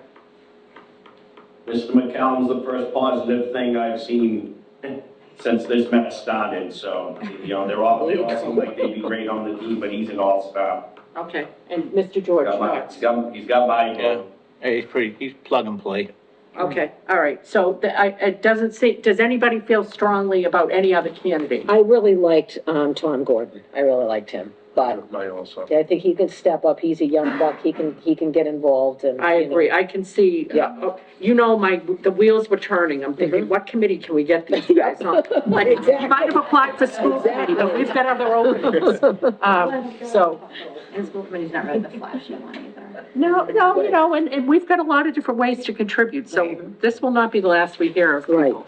All right, well, then I will entertain a motion, to appoint, Warren McCallum for the remainder of this year, to the Whitman Hanson Regional School Committee Hanson position that is vacant. So moved. Second, Okay, any further discussion? just to clarify. Yep. It's until the town election in May. Correct. May, yes. Yep. Yes. Yep. And, sorry, I apologize, if he's still here, we need to make sure he gets sworn in tomorrow, so you can attend our meeting tomorrow night. Whoever, yeah. Okay, so, no further discussion, then, all in favor? Aye. Okay, great. Has to be a roll call. And that, I'm sorry, let's do roll call because we've got Glenn, on. Thank you, guys. So we got your vote, Glenn. All right, TJ? Yes. Yes. Aye. Aye. Aye. Okay, amazing. Okay, with that then, how shall we do this? This is incredibly awkward to tell some people that they didn't get it. But, why don't we just bring the 4 gentlemen in and Vote them off the island? And, I'm sorry. yeah, that's what I'm gonna do, yeah. I'm gonna point them to our volunteer opportunity, webpage. Meetings are open to the public. Yep. Right. They're all here. All right, wow, I'm impressed that you guys stayed for the duration. Yeah. Right? Well, we really, this was very difficult. We could not be more thrilled with the caliber of people that we had apply. And I do want to say, because I always, there's probably some eye rolling going on here, but, if you do not get appointed tonight, I sincerely hope that you will think about other ways to be involved in the town. We're always looking for people to step up, always. And all of you, just by virtue of heeding the call for the need, have demonstrated that you care about the town and that you really want to contribute. So with that said, we did take a vote and we did choose Mr. McCallum. And it really came down to, although you guys have all got amazing backgrounds, and again, I had to pinch myself when I was looking at the resumes, because I really was like, oh God, who are we gonna get? This should be good. And every single one of you could have done this job. And we all agreed on that. Mr. McCallum is probably very uniquely positioned because of his background, having dealt with the schools already, is what he does as a job. So we felt like plug and play, it was going to be the quickest with the least learning curve, which is what we really need right now. So again, sincerely, it's awful to say no to 3 people that are earnestly trying to help the town and apply, and we really hope that it's not discouraging to you at all. We really appreciate you guys stepping up, and we thank you. All right, thank you very much. And Ms. McCallum, you need to get sworn in because they've got business to do tomorrow night. So tomorrow you'll need to come to town hall and get sworn in, so. Oh, is she gone? Yeah. Yeah. Yeah, she just did. Yeah. Okay. All right, thank you very much, Thank guys. you. Thank you so much. Thank you. So, we need a motion to adjourn. And you two need to, you guys need to adjourn your portion. Thank you so much. Nice to meet So you. moved. Seconded. What time are they open? Don't leave, I'll talk to you for a We few open minutes. at 8. 8 o'clock, they open at 8. But he'll need our letter first. Yeah, you'll need the letter of appointment first, which we'll get ready. Get that out. That's in Yeah. our office. Tomorrow morning. Yeah. So they'll get you the letter, so pop by the select board office tomorrow morning, they'll give you the letter, and then you go to the town clerk and she'll swear you in, and then you've got a meeting, 6:30 tomorrow night. so, woo, don't let the door hit you, Warren, you're gonna start right out. Yeah, and again, Warren, we're thrilled that you applied, we really, we were so fortunate with everybody that applied, but you are uniquely qualified, so we thank you. And we hope that you don't say no good deed goes unpunished once you start, which is what I've told my kids to put on my headstone. So I joke, but not really. Did you guys adjourn your meeting? I seconded it. Glenn? Glenn, you guys are adjourning? Yeah, in favor. Okay, great. All right. Yeah. All right. Thank you guys for joining us. Thank you. So much. Thank you. Sorry, I can't meet them tomorrow. Bye-bye. What? All right, great. Now we are gonna move on. And it would be helpful if I could find my agenda, as per usual. As per usual, I've over-organized myself, thank you. Oh, I've got it, thank you guys, you're the best. You're a good team. All right. We, now are going to discuss the warrant article for the expansion of the renovation of town library. I did tell, Ms. Stolfer that we had a very limited amount of time tonight because we have a lot more to get through, this evening, because it's our annual, licensing, renewal. But she was really under the gun with timing, and so I just said, I'm sure the board will oblige and we can meet with you for 10 or 15 minutes.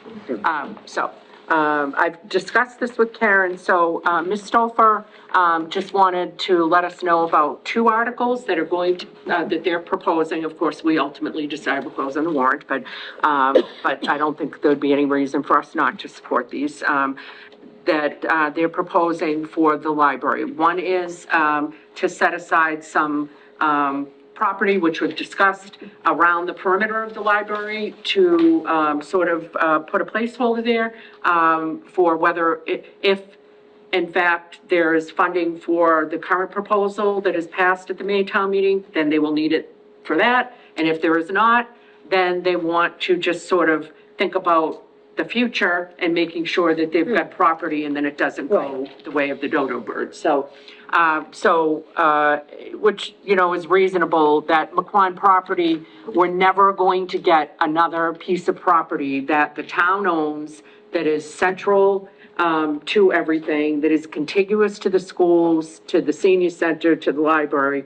It's very unique. So we want to make sure we're proceeding with caution with that. So, Ms. Stouffer, I will turn it over to you. Okay, well, I want to first thank the board for fitting us into your schedule tonight. We really appreciate it. So as you know, the library's been exploring ways to meet the needs of the community with regard to library services. The current library is a beautiful building, and I think it's one that the residents are proud of. But it does have significant capital needs, and it no longer is sufficient to meet the needs of the community in terms of size and layout and infrastructure. Back in 2019, we started to look at ways that we could address these issues. At that time, we had anticipated a grant was going to be announced by the state. So we hired a library consultant who worked with us on gathering community input, creating a strategic plan, as well as a library building program. And a library building program is a document that's based on community input. It specifies a building size and what features and services would be required to meet the community needs. Unfortunately, there wasn't a new grant round until 2023. So we did have to hire a consultant again to update the work that we had done in 2019. And we hired a firm to conduct a facility assessment of the current building. So we're here after 6 years of work. The Massachusetts Board of Library Commissioners, that's a state agency that is in charge of improving libraries throughout the Commonwealth. They offer grants to libraries for either building new or expanding and renovating current facilities. Grant rounds come out once every like 5 to 10 years. I think that's important, so I want you to spend just a little bit of time on why now, because of that timing. Right, yeah, so I'll say that, so as I said, we're currently in the 2023 grant round. Before that was 2016, and then before that was 2010. So you can see kind of how they're spaced out. And grants they're bond bills that the state legislature approves to fund these projects. So like I said, they're quite spread out. And I'll talk a little bit more about that, but before, we were successfully, so we successfully submitted a grant in May 2024. As like I said, that's part of the 2023 grant round. We were awarded $100,000 for planning and design work to work with an architect and project manager. And we're finishing that up right now. The Hanson Public Library Foundation, that's a nonprofit that supports the library. They have also committed $150,000 in funds that have been raised over the last 10 years so that we can move forward with this now. And we're working on developing building layouts that we believe support the library and the senior center, reduce ongoing operating costs, and is the most efficient plan moving forward. We understand the financial constraints of the town at the moment. So if we could, we would absolutely consider postponing this later this year, next year, whatever it may be. But we have a rare opportunity now to cover almost half of the cost of a renovation. We don't have the opportunity to push it back to October or May, because the grant requires specific timing of local approvals. So if the project is not approved in May, we likely won't have the opportunity to apply, as I said, for another 5 to 10 years. As I mentioned, grants are subject to state bond funding approved by the legislature. And also, as I said, the library has capital needs. I'm sure the senior center has some as well. So those would need to be addressed in the coming fiscal years if we weren't doing a building project. So we would like to talk more with the board, hopefully in January maybe, to give you a broader picture, like maybe fuller, like more expanded project update.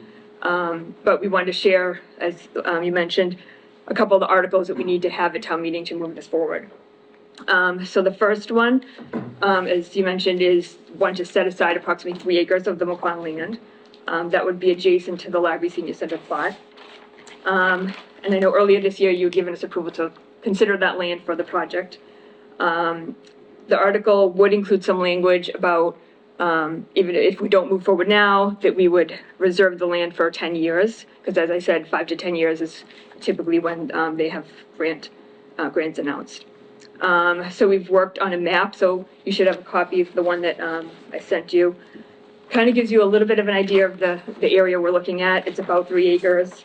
So we are hopefully going to, have the article in to reserve that land. This, as you mentioned too, would give us the opportunity, even if we can't move forward now, to do something down the line at the next opportunity.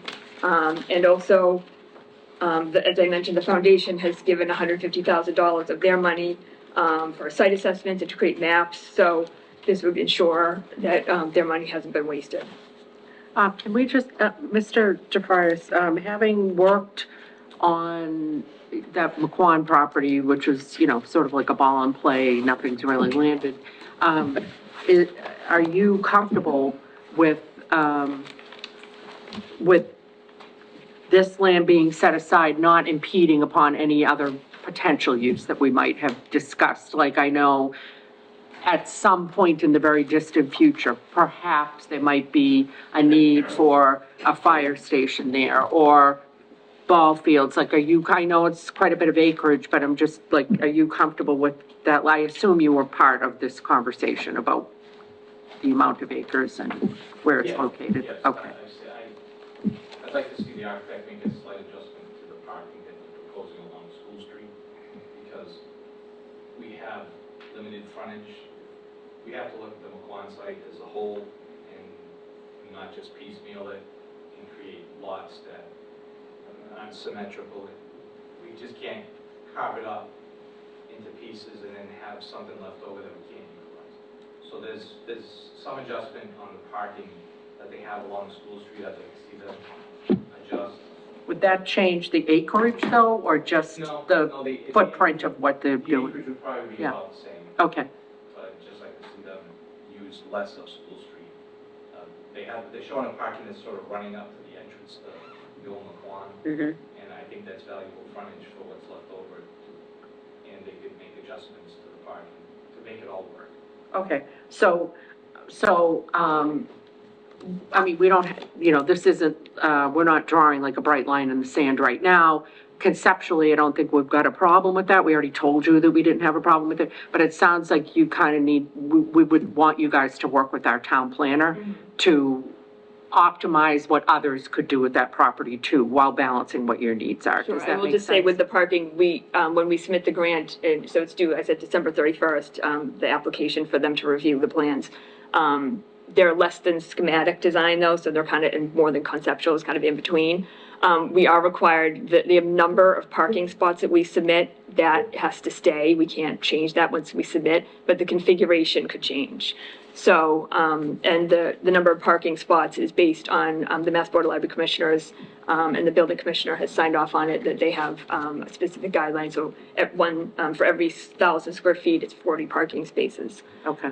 So the number we would have to stick with, but as I said, the configuration could change. Are you comfortable with that? Yeah, the number's not the issue. I just think they can make some adjustments and redistribute along Yep. the site. Okay, all right. Just have your people call out, people work it out. Okay, all right, great. And then, so the second article, is a vote for the town to approve the project and accept the grant award. So as I said, we're finalizing, submitting the application, it's due December 31st. Once that's submitted, we'll automatically be set up for a construction grant. We don't have to reapply. But the grant amount and the project estimates won't come in until early 2026. And we think maybe like by the end of March, we should have everything set. So what I discussed with Ms. Stouffer was, we did say very clearly to everybody that, we're not doing any wing and a prayer articles this year. It's not fair to our staff and it's not fair to the departments to get their numbers in. However, this has got a lot of moving parts, so what I suggested as a, interim measure, to sort of, keep us being consistent and equitable with the way everybody's treated is that they could make a best effort guess at what it was. And we would know that there are moving parts and that it likely is not the final number, but it would be the best that they could do at the time. So that seemed fair, and Karen has worked on that. And I'm sure that will be a movable feast as we go along, and, the number will move and get tweaked a little bit. But at least we've got some concept, is it bigger than a bread box? Is it, so I appreciate you guys making that effort to to do Yeah, I that. mean, the sheet Yeah. that I gave you, the summary, has some numbers on there, but like I said, they're, the best guess that we could do, based on some information from the architect. But we would have the information, well in advance of the warrant being printed, so. Great. And, we certainly are not gonna go to town meeting without specific, actual, solid numbers, so. And then, any numbers we provide, we would have the amount that the town would need to bond, the amount of the grant award, and then any amounts for the library versus, we expect that there's gonna have to be some renovations to the senior center because we're doing such a big project for the whole building, so we would have that cost breakdown as well. Okay. So that's a summary of where we're at, and if you have any questions. Well, that is a fantastic summary in like 10, 15 minutes or less. Did anybody have any questions for Ms. Stouffer? Does anybody have any concerns with what was presented? I thought we would be okay, but I just thought it would be a good exercise for you to come and talk to us about it, just so everybody's got their head in the game. Right. And that those articles aren't, causing people to clutch their pearls and, say, we didn't know about this. Okay, that's great. Thank you so much. We really appreciate it, and I hope you have a lovely holiday. I know you guys are really busting your humps to pull this over the line. And I think you've got something that you're being asked to sign. Yes, it's the application for the project design, level of design. Yep. So Lisa's just reviewing it to make sure that it doesn't bind us to anything in particular. It just allows you to move forward with that next process within the grant process, but she's reviewing it, but I'm not anticipating any problem. Just make sure that you're connecting with Lisa on it. Okay? All right, thank you so much. All right. All right, we are just whipping through here. Okay. Next up, discuss and vote to approve National Grid. Thank you, Mr. DeVries. Here. Discuss and vote to approve National Grid and Verizon joint permission in High Street. All right, Madam Chair, so I'm going to ask that we table this because we actually need to hold a public hearing for this. I thought so. I thought it was weird. 'Cause And we really usually should have representatives from either National Grid and Verizon or one or the other here, so. Okay, then we will let's table move on that to to our annual next. licensing, shall we? Yes, indeed. And Mrs. Walcott, did you want to lay this up for us and just sort of tell us what your process was? And before you do that, I want to express our gratitude on behalf of the board that you jumped right in and got right onto this permitting and have been performing nothing short of miracles in the process. Thank you, I appreciate that. Okay, so we have, renewals for 2026. We'll first start with, you'll have this in your folder. We'll first start with the liquor licenses. This encompasses, package, restaurant, club. There are 12, licensees, that are due for renewal and they are all compliant. So those are up for, vote approval. Okay, and before we do that, I did want to read a letter from our deputy chief, fire chief, just so that we're all aligned with why some items might be bolded on our list of renewals. I am writing to the Board of Selectmen regarding businesses that do not currently meet the requirement for license renewal. It is imperative that a consistent and enforceable standard be applied to all businesses within the town. For that reason, the following findings are submitted for your review. First Baptist Church, Main Street, requesting a junk dealer's license. An inspection of the First Baptist Church on Main Street was conducted on October 11th, 2025. Following this inspection, a letter dated October 12th, 2025, was issued outlining required corrective actions. The letter specifically noted that the sprinkler system had not been tested nor uploaded into the compliance engine system. Annual inspection and testing of the fire alarm system is required by law, and compliance documentation must be submitted accordingly. All communications regarding this matter have been conducted with Rick Hayward, who is listed as the responsible party. His contact, and it gives his contact information. Additionally, in my role as a member of the town's task force, I note that there remains an open zoning violation related to property rented by the church at 204 Main Street. This violation has been going on since May 8th, 2025, and remains unresolved. Based on the outstanding life safety compliance issue and unresolved zoning violation, I did not approve the request for a junk dealer's license. So it's regrettable, but again, our job is not just to be the nice guy, we have to think about people's health and safety. And that is what we are doing. And then second up, we've got McDonald's on Liberty Street in Hanson. An inspection was conducted at McDonald's on Liberty Street on October 27th, 2025. During this inspection, it was determined that the annual fire alarm testing had not been completed as required under Mass General Law 527 CMR 1.00. The required inspection report has not been uploaded into the compliance system. The most recent documentation on file includes a gas line repair dated March 6, 2025, and the last fire alarm inspection report dated July 18, 2024. At this time, the business does not meet the requirements for license renewal due to the lack of current fire alarm inspection documentation. For the sake of public safety, fairness, and consistency, it is essential that all businesses comply with applicable fire safety and zoning regulations prior to license issuance or renewal. These determinations were made solely on compliance status in accordance with applicable laws and regulations. Please feel free to contact me, yada, yada. Mr. Deputy Barron's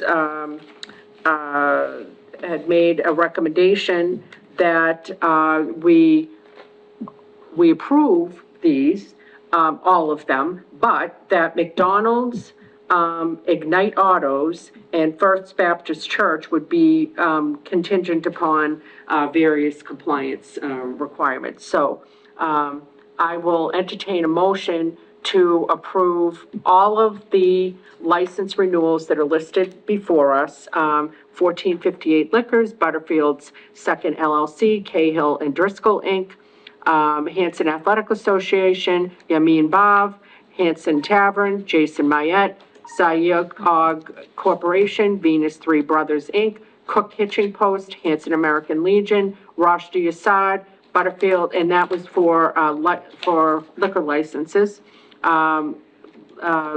various liquor licenses. And then Common Victualers, Butterfields LLC, Cahill and Driscoll Inc., Hanson Bolodrome, Hanson Rod and Gun Club, Hanson Tavern, Mike's House of Pizza, Sayahog Corporation, Sandy's Coffee Corner, Shaw's Supermarkets, Yummy and Bav, Venus Three Brothers Inc., Mohab Bakit, and I'm sure I am killing these names and I apologize, Cook Kitchen Post, Garcia Helder, Duncan's, Garcia Helder Duncan's, we have 2 Duncans in town, C&Z Realty Limited, Newberry Victor, Connie's Restaurant, Delacono Anthony for Sparrows, and Butterfield 2 DBA Meadowbrook Restaurant.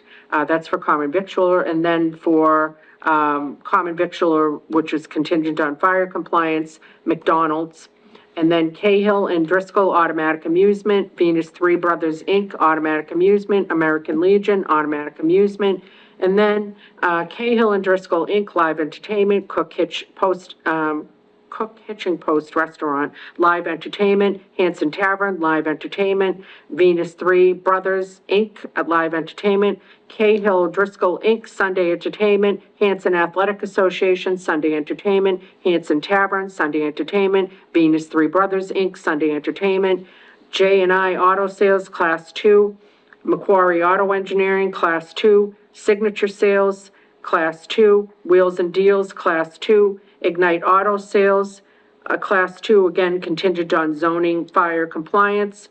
Upscale Auto is not approved at all, and we're not going to even entertain that.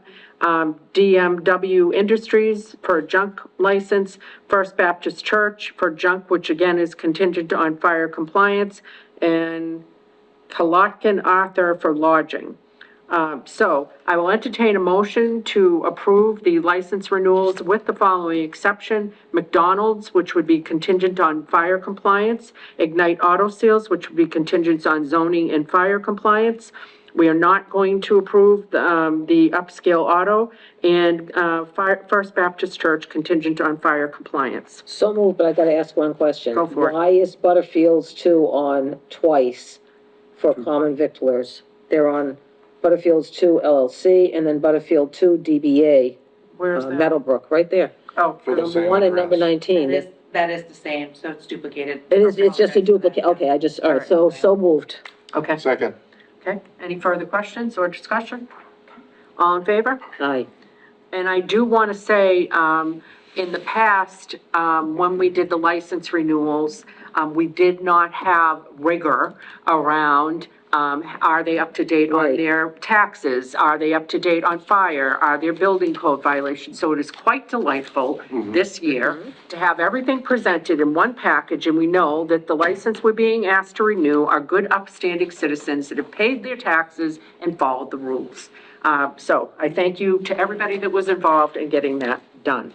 No small task. It is not any small task. Well, that is just, we are just moving along. That brings us to old business. Did anybody have any old business? If not, then that brings us to, meeting minutes. So we've got the minutes of December 2nd, 2025, open session. I will entertain a motion to approve those. So moved. Second. All in favor? Aye. Aye, great. And then, we've got one-day liquor licenses, 1/10/26, Van Den Torg, I swear Alan Funch is gonna jump out with the names I'm having to pronounce tonight. Sports banquet, I will entertain a motion to approve. So moved. Second. All in favor? And then 12/21/25, O'Kane Family Party, I will entertain a motion to approve. So moved. Second. All in favor? Great. Economic Development Committee, not a ton to report there, other than I do want to say, Jay Murray, who is the, administrative assistant, to Mr. DeFrias, and our last Economic Development Committee, presented a website that she worked on as part of her MBA. One of the goals, well, we've got a lot of goals on the Economic Development Committees, but one of them was to try to attract people to town, to use the trails to bring their money and use, and buy things at the restaurants and come to eat here. And so we're trying to do, ecotourism. And she was picking up what we were putting down, and she designed a whole website, with her peers, in her MBA class, that talks about the trails in Hanson. It's got lovely pictures, you know, of the various things in Hanson, and different little facts about Hanson. It's got maps you can click on, QR codes. I mean, it is a thing of beauty. I'm hoping it will be put on our website. Okay. Because we really don't want us to have, you know, fractured fairy tales with 5 different websites that we have to host and keep up to date. But I did ask her at some point if she could come before the select board, because I really think you guys would be amazed and thrilled. And it really deserves some credit, because she really just hit this out of the ballpark. Do we have an estimate of idea when that's gonna go live? I don't know when it's gonna go live. It looked super ready to me when she presented it, but I don't know, like, I'm not sure when she's gonna pull the trigger on it, and she did say she was talking to Matt Toccio about, like, How to do it. migrating it over to ours, or at least putting a link to, you know, so. And then the other big thing on the Economic Development Committee is we are going to have another Hanson Business Summit, which we had last year. It was very well received, where last year we had Ernie Foster from Webster Printing come as our keynote speaker. And then we had some, state representatives and various other people, a lot of networking of local businesses. We're gonna do it again. I brainstormed with the Hanson Business Network about what topics they would all like to see. I brought that back to the Economic Development Committee, and we've got some, speakers that are able to address those. So, that's gonna be tentatively February 26th. So, more on that, more to come on that. What day of the week is that? It's a Thursday. Oh, good. Okay, that brings us to High Street Park. I don't think we've got anything on that, which brings us to Highway Committee. Mrs. Rain. We have a meeting on the 15th, I believe, of January. Okay. Yeah. And, I know there was a warrant, article, created, by, our interim town administrator. So we will expect to see an article on the May town meeting warrant. And as I mentioned earlier, when Mr. Kinshirf is here, one of the things we're looking at is to try to make it as cost neutral as possible. And the thought process is, we've got roughly $5 to $6 million of various borrowings that are coming off the books within the next year. And we could borrow for the highway with absolutely no impact to the average taxpayer, which is a beautiful, beautiful thing. And we really owe it to the highway guys, in my opinion, to get them a decent working building that is going to be able to house the very expensive equipment that we're buying and not have it sitting out in the elements. I don't disagree with any of that, but we do have the library too, right? What does that fit in?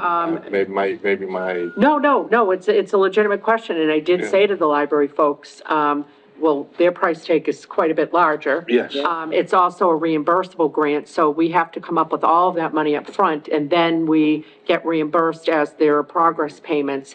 The borrowing would be quite large for that, and I think that it's going to be, it's gonna be, they're gonna need to make an argument for why that is a priority right now for people versus the highway building. I feel that the highway building is a far higher priority. I've thought this all along, because that building, it's falling down. They need help. We need to support these guys. These guys do a fantastic job in our town. Yeah, that's what I said. I don't agree with it. I just, there are competing. No, I trust me, Ed, I really have talked to everybody who would listen to me and even people who wouldn't. And I've said, look, to me, this is not the right year, but they're assuring me that they don't have any other choice, and that because of what Karen articulated with the funding cycles, if they don't put it on the town meeting warrant this year, they're gonna have to wait another 5 to 10 years, so. We don't sign these. So, yeah. Right? So, There's one for chair, I think. okay, and then, This is for Laura. was there any other okay. updates? Okay, that's just Anything for else Laura. going on? Nope. Can you Okay. grab that, please? Okay, then that brings us to the town administrator report. That's just you. Okay, oh boy. Ms. Green? Madam Chair and Vice Chair and members of the board. So, today is December 16th. It's the board's last meeting of 2025. And we've got a lot of good things going on. So, as we know, our town accountant, Mr. Kinshirf, came before the board, and talked about our budget.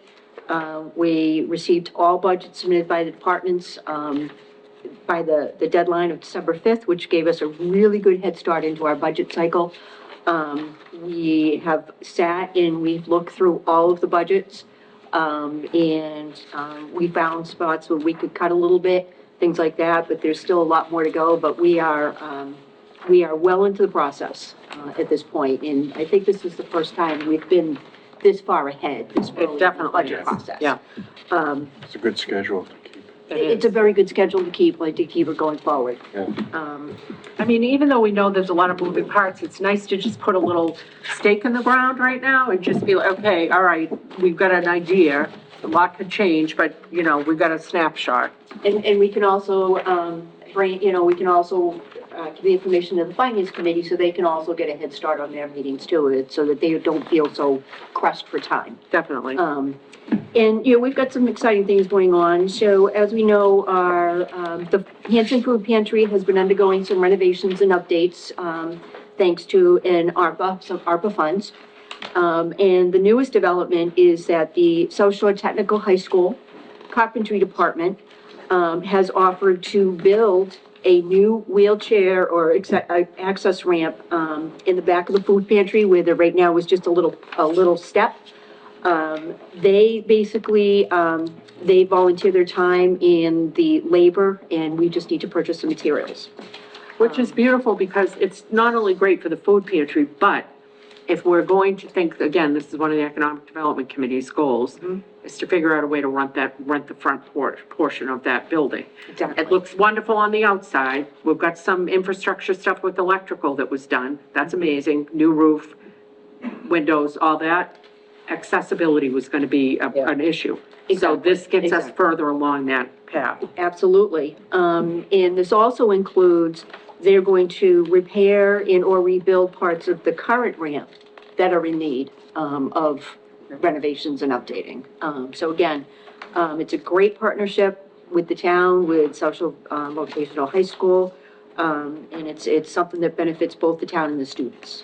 And I have to say, I want to give kudos not only to South Shore Folk Tech, who are amazing partners, they're just, they rock it all the time, but to our esteemed Charlie Baker. Mr. Charlie Baker, Who really is just, doing a million different things all the time behind the scenes, and half the time, everybody knows it's getting done, but they really don't know who's doing it, and it's Charlie. Right.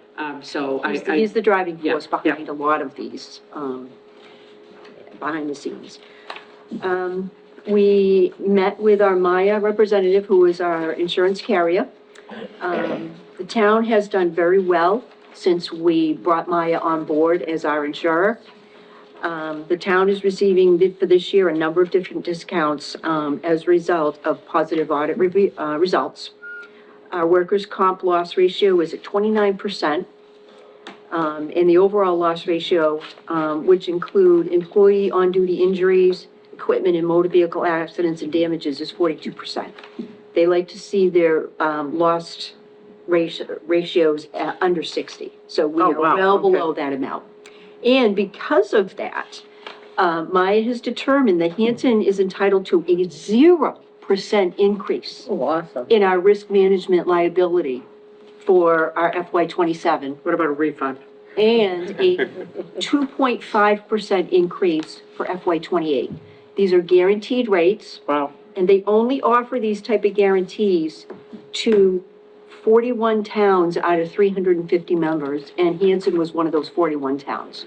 Can you repeat why that is, what we did to make that happen? So our loss ratios, meaning our claims, were basically under 60%. We were at 42%, which they like to see our loss ratios under 60%. Okay. And because of that, we were chosen as one of the towns to have this. And what that means is in 4 years, we have not had to increase our insurance budget. 4 years. We've kept it the same amount, and we have come in under that budget every year for insurance. And when So- 4 years ago was when we switched to them? Yes. Well, It's at that point where you negotiated that, so we went down that year. Right, So exactly. we went, from 5 years ago, we went down and have now stayed. We've stabilized, and then we know already that we're not gonna see an increase for our FY '26. Well, we had On been shopping 27. around for insurance for years until Ms. Green decided to Right, do that's what some I'm, competitive shop. that was to get to them. And then we already know what we obviously the can right thing to forecast do. for next year, for That's FY '28. amazing. So, I just really want to give kudos to all our departments for their participation in safety trainings and practicing safety in all aspects of the jobs, because it's really showing in this, our insurance budgets. Our IT director has acquired some new software that will assist our office and the town clerk's office with a database of our town committees and commissions. So what this will do, this will help us maintain appointments, reappointments, We'll know contact who's doing the Zoom, information. Lisa, we're gonna know who's doing the Zoom. We're gonna know who's who, we're gonna know who's chair, who's vice chair. So all of these moving pieces that have been a challenge between the two offices are now gonna be electronic, and they're gonna make this so much easier going forward for all of us. So bravo again to our IT director, Matt. He's done an amazing job with negotiating lower rates on these products and getting us new products with money he's saving. So again, we've got rock stars here in the town of Hanson. Okay, so do you remember the Abington Rockland Water Pipe, SUE, the subsurface utility engineering study? That was done earlier this year. We've got some results. Apex representatives will be coming to one of our meetings in January, either the 13th or the next one, to present the findings. Give a little, Give us a hint. teaser, give us a teaser. They did not find concerns. That's all I'll say. Okay. So please stand by, it's And coming. we didn't pay for that. And we did not pay for That's the that. key. Not pay for it. That was a Yeah. long time ago, it was Yep. a long earmark, but it's done and we've got some results coming, so bravo to that. And then there's gonna be work done as a result of that. Well, this will allow Lower us that to move grade. forward Design it. with the design and the Yeah, tip yeah, and, okay.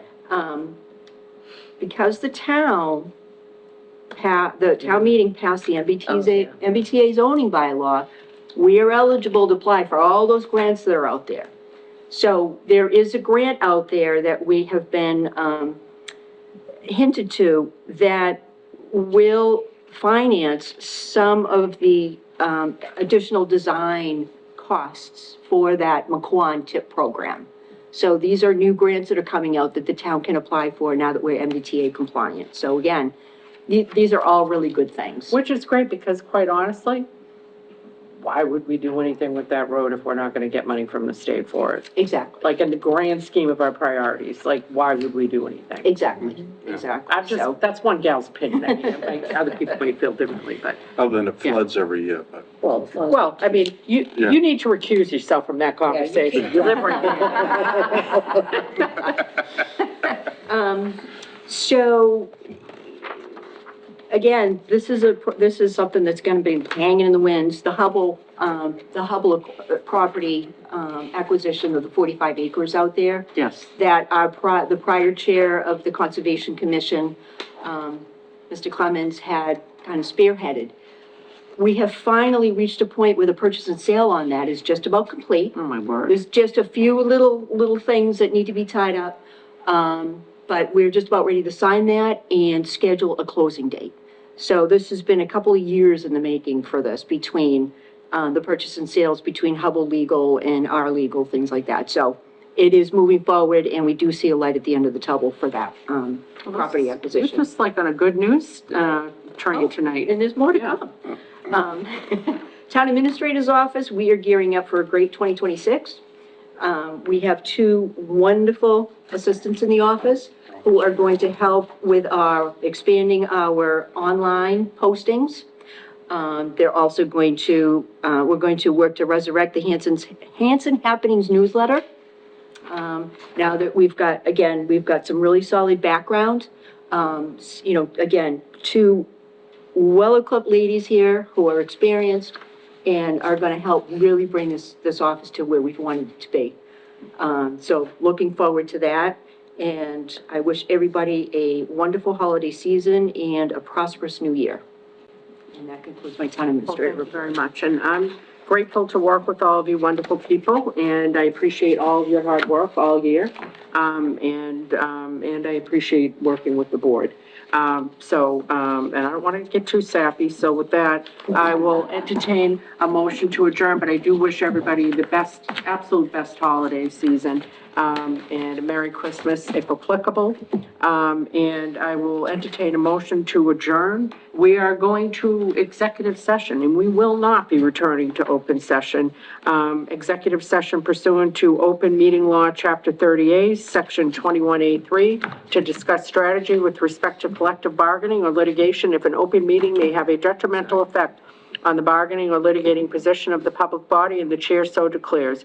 Litigation, discussions, union negotiations. And then executive session pursuant to Open Meeting Law, Chapter 30A, Section 21A7, to review and approve executive session minutes not to be released August 5th, 2025. These December minutes are not quite ready for prime time yet for us to review. Right. And those will not be released. So I will entertain a motion to enter executive session, not to return to open. So moved. Second. Roll call. Aye. Aye. Aye. Can Amazing. All right. you repeat that?